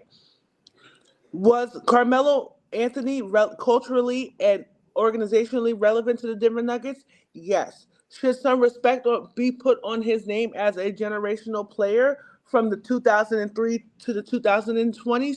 Yes. Do I feel like we should be giving players numbers in the rafters for just being above average and great? No, I don't.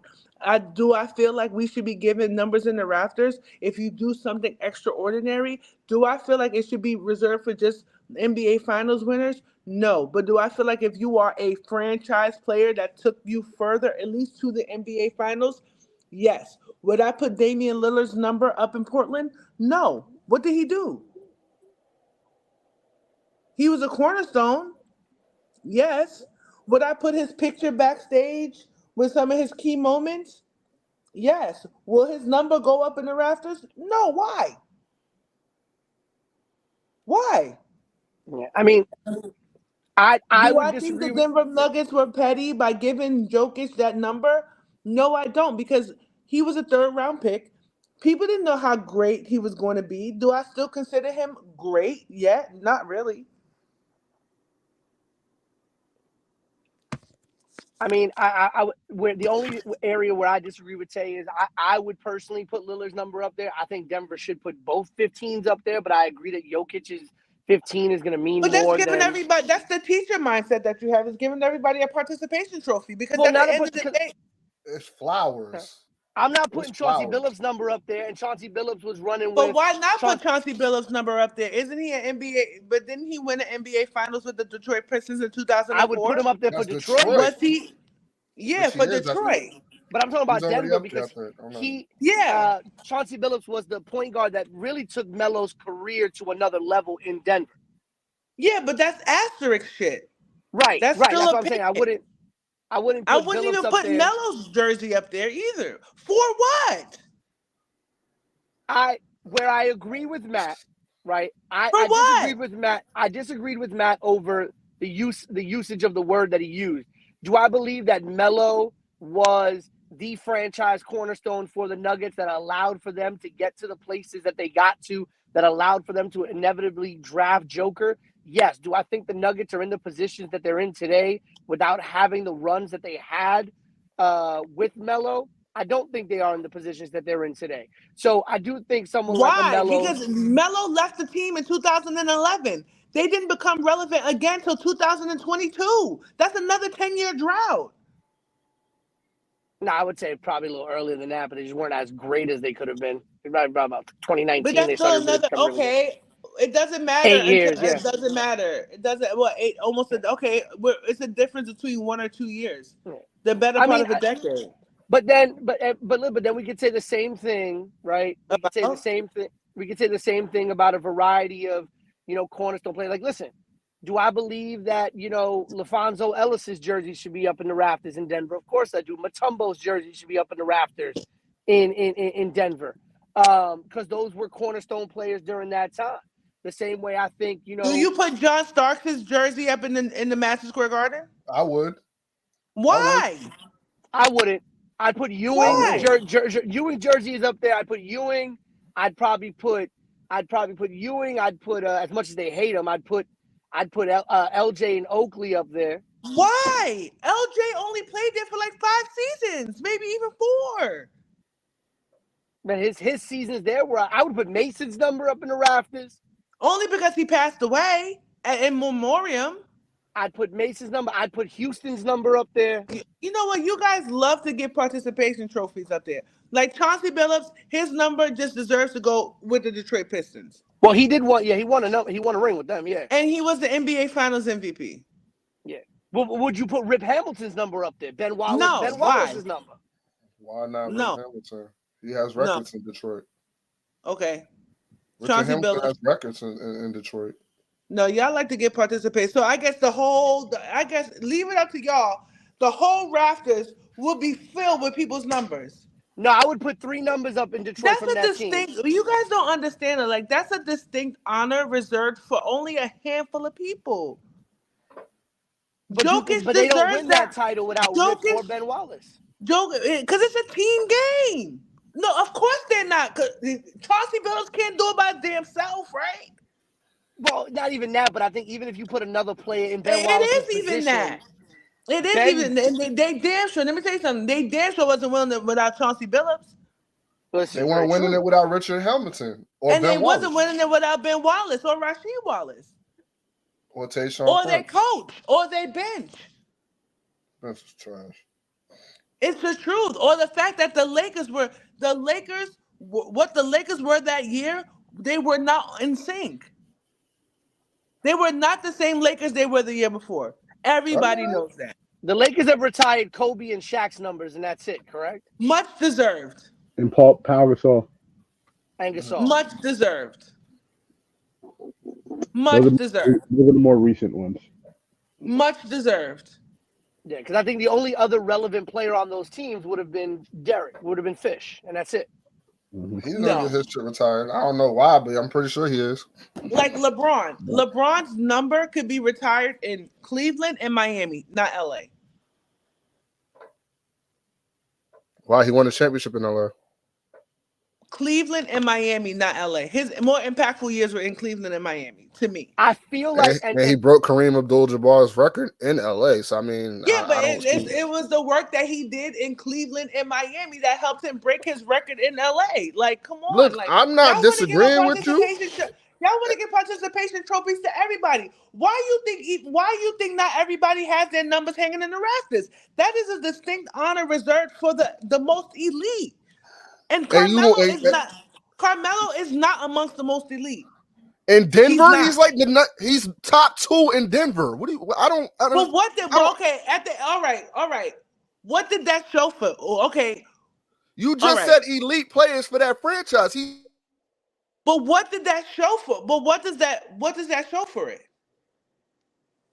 What did it show for it? What points, steals, assists? All it did was fatten them up to go to the Knicks. Y'all can hear me? yeah. All it did was fatten them up to go to the Knicks. I mean,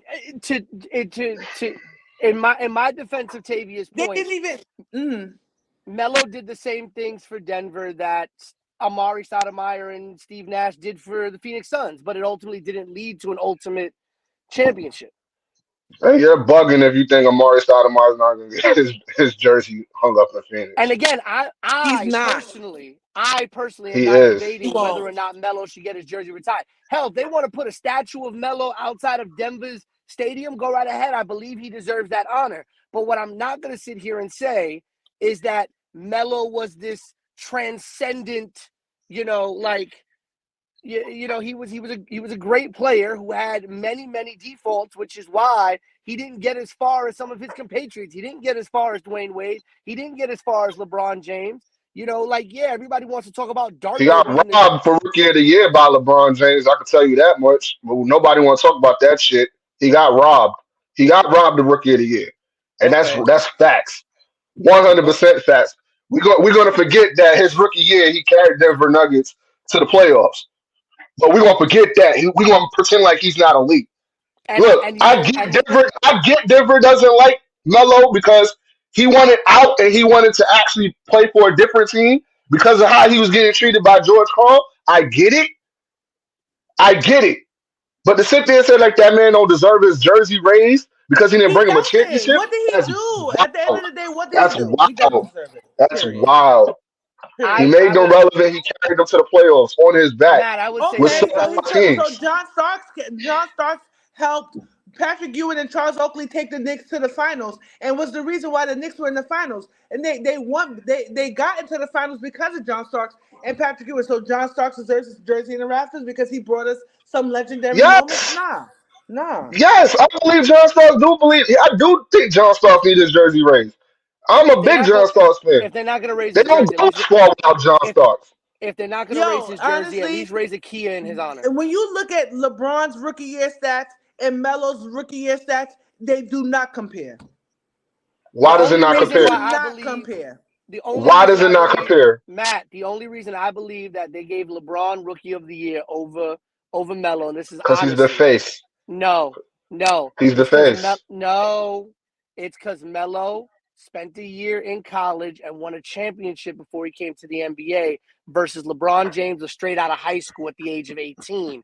So they looked at what LeBron did and put it at a higher level than what Melo did because Melo played at a higher level and won a championship before he got to the NBA versus LeBron. So I personally feel like they valued what LeBron did straight out of high school at the tender age of 18 for a Cleveland team versus what a guy who at least had spent a year playing organized college basketball and won a championship did in Denver. That makes sense. They still got robbed. Carry that bum ass Denver team to the playoffs. Yeah, Made but them. if I had to go between what Jokic did for Denver and what Carmelo did for Denver, Jokic is gonna win every time. I'm not saying that he isn't. Okay, I'm just saying Melo still needs his jersey raised too because But he is why? a cornerstone in that. He's a cornerstone in that franchise. Okay, he's a cornerstone in that franchise. You can't say Denver So he can Nuggets get. So and he not can get. mention Melo He in there doesn't even. The Knicks show Melo more love than the Nuggets do. because he's from New York, Okay, he was actually raised in Maryland. raised in Maryland, but he's Yeah, from Red Hook, Brooklyn. he's actually a Baltimore person. Actually, a Baltimore Does person. not. It still doesn't defeat the He fact that he actually, has but spent no, time in New York. I'm talking about the New York Knicks organization. Acts as if Melo played there his entire career. You really don't think so? Am I I don't. bugging? I'm not even Am I debating that. I'm bugging? just saying I'm not Am I debating that. I bugging? just said You I'm forget. not debating that. I'm not debating that. I just said the man deserves his flowers, and it needs to be raised in Denver as well. I feel like they did some sucker shit and just gave his jersey up because they were trying to erase what he did out there because they were petty. Did they know Joker was going to be what he is today? Probably not. It doesn't defeat the fact that Melo was number 15. Melo was a cornerstone in Yeah, but Denver. did they? He But deserves his you mean to tell flowers. me? You mean to tell me that they gave him Jokic's? They gave Jokic's number. They gave Jokic number 15, knowing that Jokic was going to be who he Hey, was. I said it could be right and it couldn't be. I don't know. I said they gave up his number. It could have been. It could have been Dexter St. Jock wearing number 15. They didn't give a fuck as long as they got rid of the number. That's all I'm saying. I'm not saying they purposely gave it to Joker. I just said they purposely gave it up. That's it. I'm not saying it was Joker that they used Joker as it. Regardless of the fact, Denver and that franchise feel some type of way about Melo, and that's clear. And they were big proponents with George Karl. It is what it is. But to say he don't deserve his jersey race He is wild, doesn't. bro. No, He doesn't. He that is doesn't. wild. Them niggas was not relevant since 95, 95, Okay, and then 94. let me tell you something. All That's a right, all whole right, but decade. they still wasn't. But they still wasn't a legitimate threat in the Western Conference during the Melo years They either. made the Like playoffs, and they they made still the wasn't a playoffs in legitimate threat in a. the Melo years either. Like They made the let's call playoffs a in a spade a stacked spade. Western Let's be Conference. real. Let's be real I'm being here. real. Denver was not making the playoffs before Melo got there. Okay, that's fine. Okay, that's fine. But they wasn't making the final. You mean to tell me, right? Okay, they was making the playoffs. He made them relevant, but he made them a championship caliber team. They were a champion. It was a stacked You Western sitting there telling Conference me you sitting there telling me that there was a championship caliber team? against the Spurs, the Lakers, and Were they a and Utah. championship caliber team? No, not until Okay, 05. okay. No, not Hold even on. not until like Hold on. 05, Like, 08. let's be real. Like I said, I get so frustrated because But that's a y'all testament use to bias. Melo. Y'all use bias. Like I'm a Mellow fan, but y'all use It's bias not as facts, and biased. I don't like that. You and P both do that shit. Cause at the end of the I'm, day, right? no, hold on. I'm gonna give you some because y'all like. It's funny how everybody gives LeBron credit for for carrying a weak ass Cavaliers team somewhere, but Melo can To carry a the weak ass team to the finals. finals that To never made anything. the They gave finals. him the flowers before he To even the made the finals. finals. To the But they gave finals. him flowers To before the he even made the finals. finals. Tay. To the finals. It's a big Yo, difference. that's crazy, To the bro. finals. That's To the wow. finals is different. It's not You can make biased. it to the It has Western nothing to do Conference with Finals bias. and lose, and It has nothing to do with bias. They lost to the Lakers, get bro. your jersey hung in the rafters Wow. They Wow. lost to What a the legend you are. eventual champions. So That swept Wow. Orlando. So Wow. I don't know who said this in the comments because it only says Facebook user, but they said obviously Jokic had a lucky break to get to the finals considering the West was weak. And here's where I hate when people say that, because if we're gonna devalue Jokic's championship because he got lucky because the West was weak, are we gonna devalue the The Olajuwon West wasn't weak. championships that hold on, are we gonna devalue Olajuwon's championships when Because the West was weak then too. when Jordan When? retired and the West and hold In on. the 90s. We talking about Jordan? We talking about Melo? What are you talking about? No, what I'm saying is if we're gonna devalue Joker's championship run because the West was weak, are we gonna devalue the 2 titles that Hakeem Olajuwon won because Jordan retired and they were able to get the hottest team out the freaking playoffs? Because we devalue No, people's championships because this was weak and this was weak. There was only one other team out west, which was Utah. And then Houston snuck in because they were like, yo, we gonna get these chips while Jordan's out. Because everybody, and I think everybody would agree, just about and that's not everybody, true. Golden State was good too. but almost Back in the everybody early would agree. 90s, Yeah, Golden State was good too. they were not that good. The Rockets, it was the Rockets, the Spurs. The Rockets, the Spurs were the other good We're team. talking And the about Nuggets. The Rockets, the Spurs, the Jazz, and the Nuggets in the 90s. You guys weren't watching basketball live. I was. oh, what? I love that you keep saying that like you was there with me when I was 4 or 5 years old. I watched Yeah, the but NBA when I was that age. 4 and 5, 11, 12 is 2 different things. That doesn't 4 mean and I 5 wasn't years studying old. basketball, 4 and Tay. 5 years It's old like in you trying to preschool discredit and my 11, knowledge of 12 basketball in because junior I was high younger. school is 2 different levels of memories. But I still play it. I studied it. What do you like that? You And can't 2, discredit but what I I know watched because it I'm younger live, than is you. what I'm saying. I watched What it does live that at mean? 11, 12 years studied it. old. I watched it and played it. I saw live when Hakeem Olajuwon won his 2 championships. You were 4 or 5 years old. That's a different point of memory. So it's Because you looked impossible on for me to still Wikipedia, play it because you and looked at watch it old and study YouTube, it. you looked at It's old not YouTube on clips. YouTube. You guys look at old YouTube clips So and say, "Oh yeah, no, Golden State was YouTube good then." wasn't a thing until Golden State was 05, good that time. 06. I Golden watched it State was before not that. relevant at that time. Golden State was So not relevant in the VHS didn't 90s. exist. So VHS didn't exist? Is that what So we're telling me? Is that what you're telling me? you're gonna sit there and devalue, and you will sit there and devalue my point of view, who watched it live for some old You're VHS tapes. devaluing All my right, point of boom, view. boom, make it make sense, because it doesn't You're make saying sense to because me. I was 4 or 5 at the time when it was You're live, 4 or I 5 don't years know old. basketball? So you're gonna compare the memory of a 4 or 5 year old with somebody who's already in junior high school? Again, they have VHSs. I study basketball. All right, I know what I'm make it talking about. make I sense. know my history when it comes to basketball. So you So mean you're to saying tell me? to value it because I'm younger? Golden State was a relative team and was a team that was relevant in the early 90s? So when they had Chris Webber and Chris Mullin, they weren't relevant? Is that what you're telling me? They were not a relevant threat to the San Antonio Cool. Spurs, I to didn't the say they Denver weren't. I Nuggets. didn't say they They were were a not. threat. I said They were to not. say that They the were West not. was weak is it's not true. They The weren't West weak. was the weaker conference. Yes, it was. All right. Weaker is not All saying right, that go they were ahead. Go weak. ahead. You guys like to play. All right. Okay.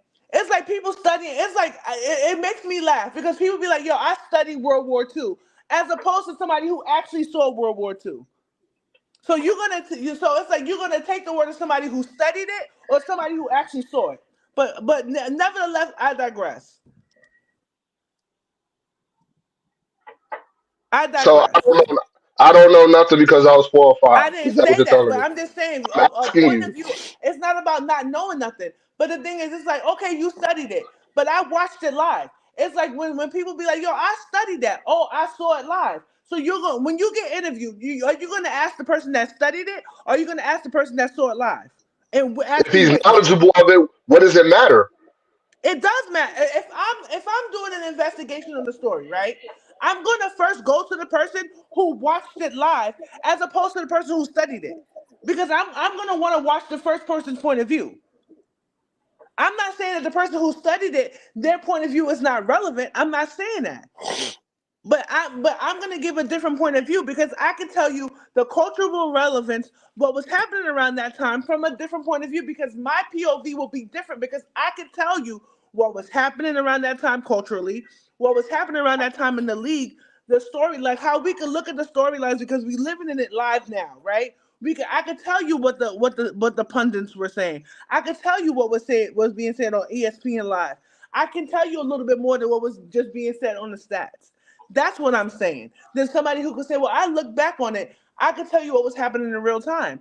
It's not to say that what you're saying is not true or what you're saying is not factual. But what I'm saying is, yo, don't you guys use your opinions and take it as absolute, like it's facts, it's this, it's this. I'm telling you, no, I was there and I saw this shit. That's not how it went down. Period. But you're saying the same thing in the same aspect of '05 or '04 or '03 or '06, and I was I'm there not watching it saying live. when I'm saying that, when I was saying about you see, I never, when y'all talk about '03, '04, '05, '06, I never sit there and be like, you don't know what you're talking about. I'd be like, I don't remember that. Or I'd be like, you know what? I get that. But I be emphatic. I don't get emphatic until I talk about the early 90s or the 90s. That's when I get emphatic. Because I was like, yo, I was a preteen or a teenager during that time. It was never that deep. And when y'all sit there and talk about the early 2000s stuff, I'll be quiet in my own world. Because basketball was trash during that time for me.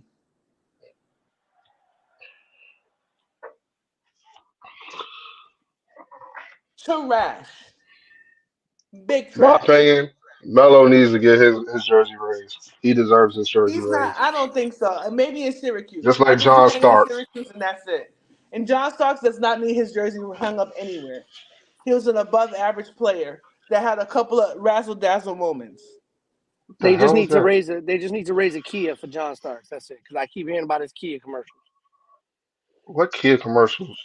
You don't know about John Starks Kia? No. No, I'm not in New York. So Yeah, John Starks. John cool, Starks cool. has a couple of Kia dealerships. Little John Starks Kia. So They went to the conference, and you talking about that time when they got Melo. They went to the conference finals one time. They lost in the first round every other time. Yeah, with trash First ass round Denver team. every other time. And how about they only won one game every single round? One game. 2003-04 lost in the first round to the Timberwolves, won one game. First round to the Spurs, won one game. First round to the Clippers, won one game. First round to the Spurs, one game. Got swept by the Lakers. Then they lost to the conference finals in 2009. Then they lost in the first round, lost in the first round, lost in the first round. So you mean to tell me with a playoff record like that, over the span of 7-8 seasons, that Carmelo Anthony deserves to get his jersey hung up in Denver? Yes. Fuck out of here. Fuck Go to the out years of before here. that. Were they Fuck making the playoffs at out of all? They here. were above Fuck 500. out of here. Yeah. Fuck See out of that's here. that's your way of thinking. That's Fuck gonna be out your of So way here. would of you? thinking. The If you don't Keme So put your hand by on Mutombo it. that lot, and if I'm looking at this, the Keme Mutombo don't deserve it over there either. No. So No. by your logic, Matt, does Trae Young get his jersey hung up in Atlanta? Because before Trae Young got drafted by Atlanta, they weren't making the playoffs, and then they started making the His playoffs. career is Trae not Young over got there. yet. We don't know what's going to happen with his career yet. Yeah, but that's the I'm same not going type to of talk about his logic. career. That's the same type of It's logic. not the same type of logic. He's a franchise player. They've been making the playoffs, so that's the He same didn't type of thing. change. He didn't change Atlanta. Atlanta was making He the playoffs did. They before weren't Trae making the Young. playoffs before he got there. Let's look. Let's pull up the Atlanta. Let's pull up the Oh Atlanta my! Hawks now. Let's go to the Atlanta Hawks. Hold on. So they didn't have Joe Johnson. They didn't have Kyle Culver. They didn't have Bibby. They have all these players that was on that team making the playoffs before that. That's what you're telling me. So they had a You longer hold drought on. than Denver did. Is that what Last I checked, the only way for you to get a top 10 pick is not make the playoffs unless you traded for a top 10 pick. they traded Luca for Trae Young? From 2000 to 2008, they didn't make the playoffs at all. From 2017 to 2020, they didn't make the playoffs at all either. Three The years. Atlanta that's still a considerable amount of No, time. it's not. And No, before it's that, not. and before that, they lost in the first round. So The crazy thing is y'all trying to compare Trey Young's career, early I'm career, not to a trying to Melo's compare and career. contrast the two. I'm not trying to compare and contrast the two. But what I'm saying, by your logic, Trey Young should get his That's jersey not my hung up in logic. Atlanta too. What he did So for if we that, can make, what he by did your for that logic, franchise, Trey Young should get yes, his jersey hung up in Atlanta too. So if that's the case, it's not prestigious then. So every above average player that was a it's for cornerstone for a the franchise. franchise. Y'all So not gonna talk Larry about the Johnson, whole so thing. Larry Johnson and Alonzo Mourning deserves their jerseys hung in Charlotte too, right? Alonzo Mourning deserves his jersey raised in Miami, which it But is. not in Charlotte. Muggsy Bogues deserves his jersey hung in Charlotte. I wouldn't be mad at Muggsy Bogues getting his jersey Why? raised, or Larry But Johnson, why? honestly. Why? Because he had some cartoons and some sneakers. What I about don't know. Sean Kemp? In Seattle, yeah, Why? which it is. Well, It you is. see, he took them It to the is raised in finals, so I Seattle. get that. He took them to the finals, so yeah, I see that. Carmelo Anthony, take that up with Syracuse. Take that up with Syracuse. Because his jersey doesn't deserve it's sour grapes. He sounds like a baby. How does he sound like a He baby? sounds like a baby. I heard the podcast. He didn't Because complain at all. because at the end of He the because bigged at the up end Joker. Like, he sounds like a baby. It sounds how? like sour grapes. You mean to tell me Joker played with number 15 all his life? You think he knew he was going to come to the Nuggets and win a championship? Like, to be fair, you want a number your whole life, That's and not because what he Carmelo, said. huh? That's not what he said. His whole issue is with the Denver franchise. It was nothing with Joker. He said, what I'm saying is, he said they gave it to the number to Joker to be petty to him. No, he did not. That's what He said I have he the said he said I would not be surprised if they just gave up the jersey to anybody. Like here, he said, and I wouldn't even be. He said, I don't know what happened. He said Joker could have picked 15 out of paying homage to me. I heard the podcast. I heard it yesterday. He wasn't coming at Joker. He was saying more or less. He's I like, never said yo, he came at Joker. I said he sounds petty. I don't think he sounded And petty. He said, yo, every time he's like, yo, they hold grudges. I went to Denver, they booed me the whole game. It was motivation. I dropped 40. I dropped 50 on them. I use it as motivation. It's clear they don't Carmelo respect Anthony what they did sounds out like a there. baby. He sounds like he bullied his way out of. The thing is, you expect love from the franchise that you bullied your way out of too. So Dame don't deserve his jersey raised because he I feel bullied his way out of Portland. no. Cool. Bye. I hope James Harden never get his jersey raised because he bullied his way out of every team he was He on. doesn't deserve to get his jersey raised anywhere. Even though he made Houston somewhat relevant after Yao Ming and Tracy McGrady. Carried them to the playoffs. What Carried the them to quote? the You see Western how you Conference Finals. mispronounce it? You see he said it was a petty maneuver. It wasn't like, oh, we got numbers. It was like, here you go, you're number 15. You got to listen to the whole podcast, Ken. No, Don't. you want to Y'all sit put there and Jokic quote. in the I'm middle of looking at that. the He don't quote, know what please. the F is going on. He could have won it because he wanted to pay homage, but what I believe And that's what he said. is that they gave him 15 to try to erase what I did. So Melo thinks he's such big shit that the Exactly. Denver Nuggets is walking Kind of just around hate people. saying we want to But I'm erase biased. Melo's This is crazy. accomplishment. Well, what do you mean? I don't have hatred, but you see, you so quick when someone don't agree with you. You heard what he just said. That's why I said quick it. to be like somebody hates Melo. I don't hate Melo at No, all. I said, but I'm biased.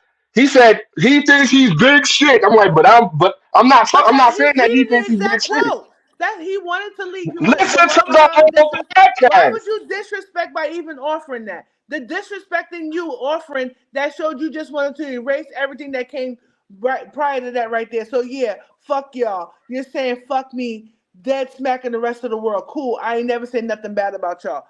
He took it exactly what I said. He took them giving him the number, exactly how I started this whole thing. He took them giving him the number as a petty Listen to the maneuver whole to erase podcast. everything that he did. That was my whole argument in the first place. So my question is, knowing the internet, they don't just take certain parts of the interview and don't and fit into their own narrative. Listen to the whole podcast, man. That was the That's all whole. I'm That was asking. the whole quote. That was the Listen whole to the point. whole And I podcast, don't Ken. have to listen to the whole That's what point. I'm asking. That was the whole. And the thing is, what you're saying is that I said that he threw shade at Jokic. I never said the sort. I What didn't I say said was, that. if I had, hold on, what I said was, if I had to look at what I'm saying is, how would I know if Jokic is a third round pick, right?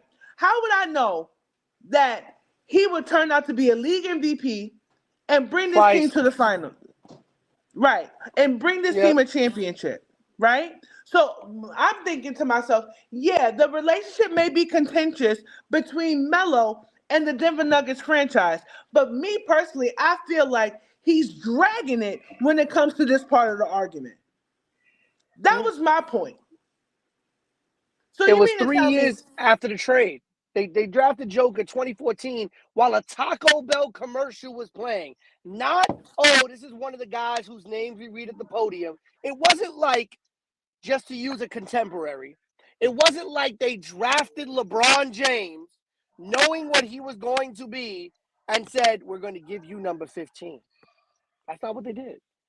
They took a kid out of some unknown country in Europe who they didn't know how he was going to develop. They drafted him in 2014. The kid didn't become relevant until maybe 4 or 5 years later, if that, right? And they gave him 15. He could have been a whatchamacallit. He could have been just another European flameout. and then How what? many players Are in we Europe having, never come to the NBA? You know?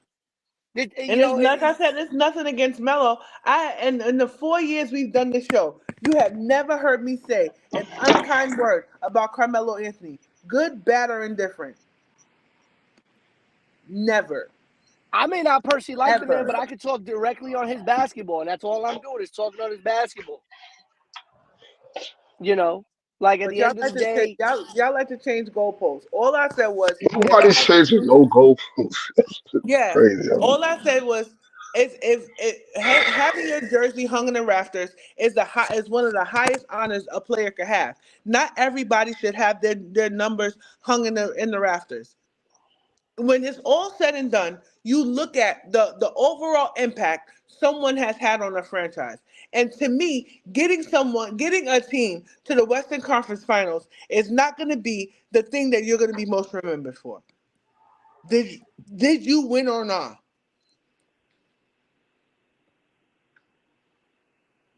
That's what they're going to look at. Did you win or not? Oh, not? All right, move on. Unless you're Patrick Ewing.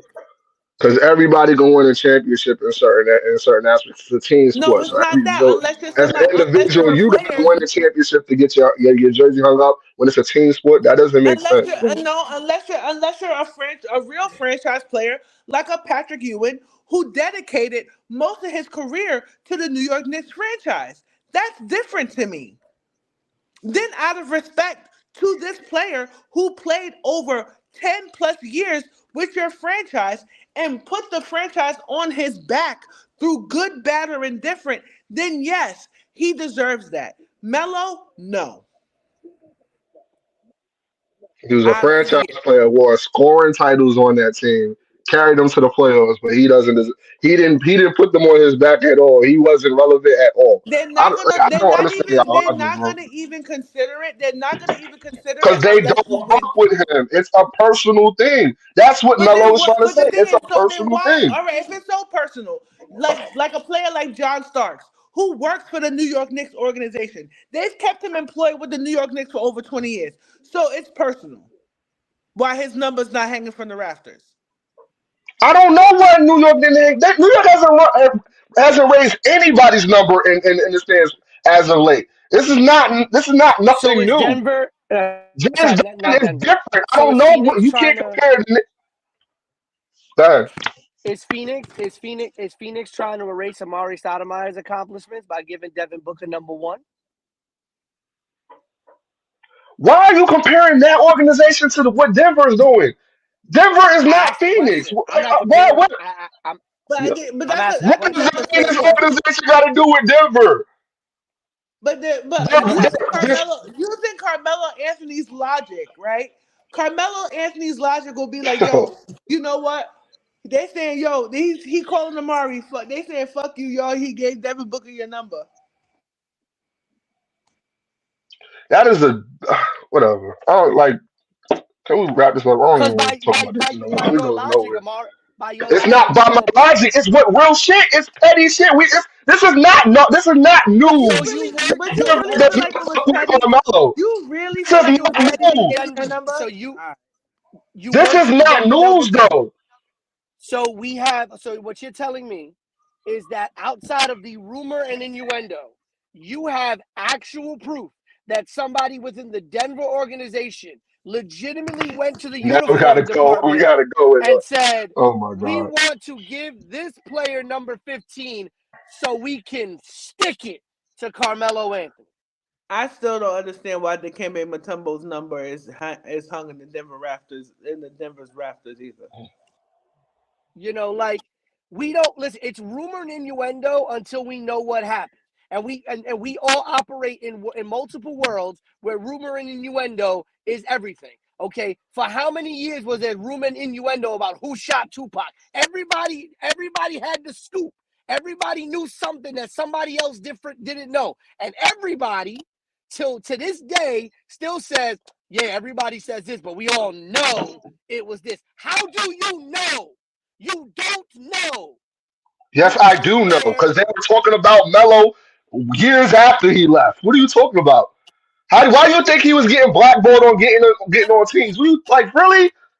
Like, yeah, we know. It's He been was talked about. This is blackballed. not news. All right. Yo, what's the next topic? I'm done. I don't even want to talk Does about the this shit no did the Denver organization not like him because of the way he forced his way out of Denver? Sure. Did the Denver fans boo him more. even What is the after he next left the topic? Knicks? But you know what's funny is you got the same way when we would just talk about, like, even with Kyrie, when we would talk things about Kyrie, ask Oh, I questions, don't want to talk you about that. refuse to answer the question. Because you have your own individual biased opinion on Kyrie that you don't want to hear no other narrative, and then the goalposts get moved, so we go nowhere. So yeah, And it's the you move same the you know attitude. what? You move the We go, goal. oh, but you know that because you were actually there. No, nigga, this is what actually been talked about for years when George Karl was there, years after Melo left. This is not new.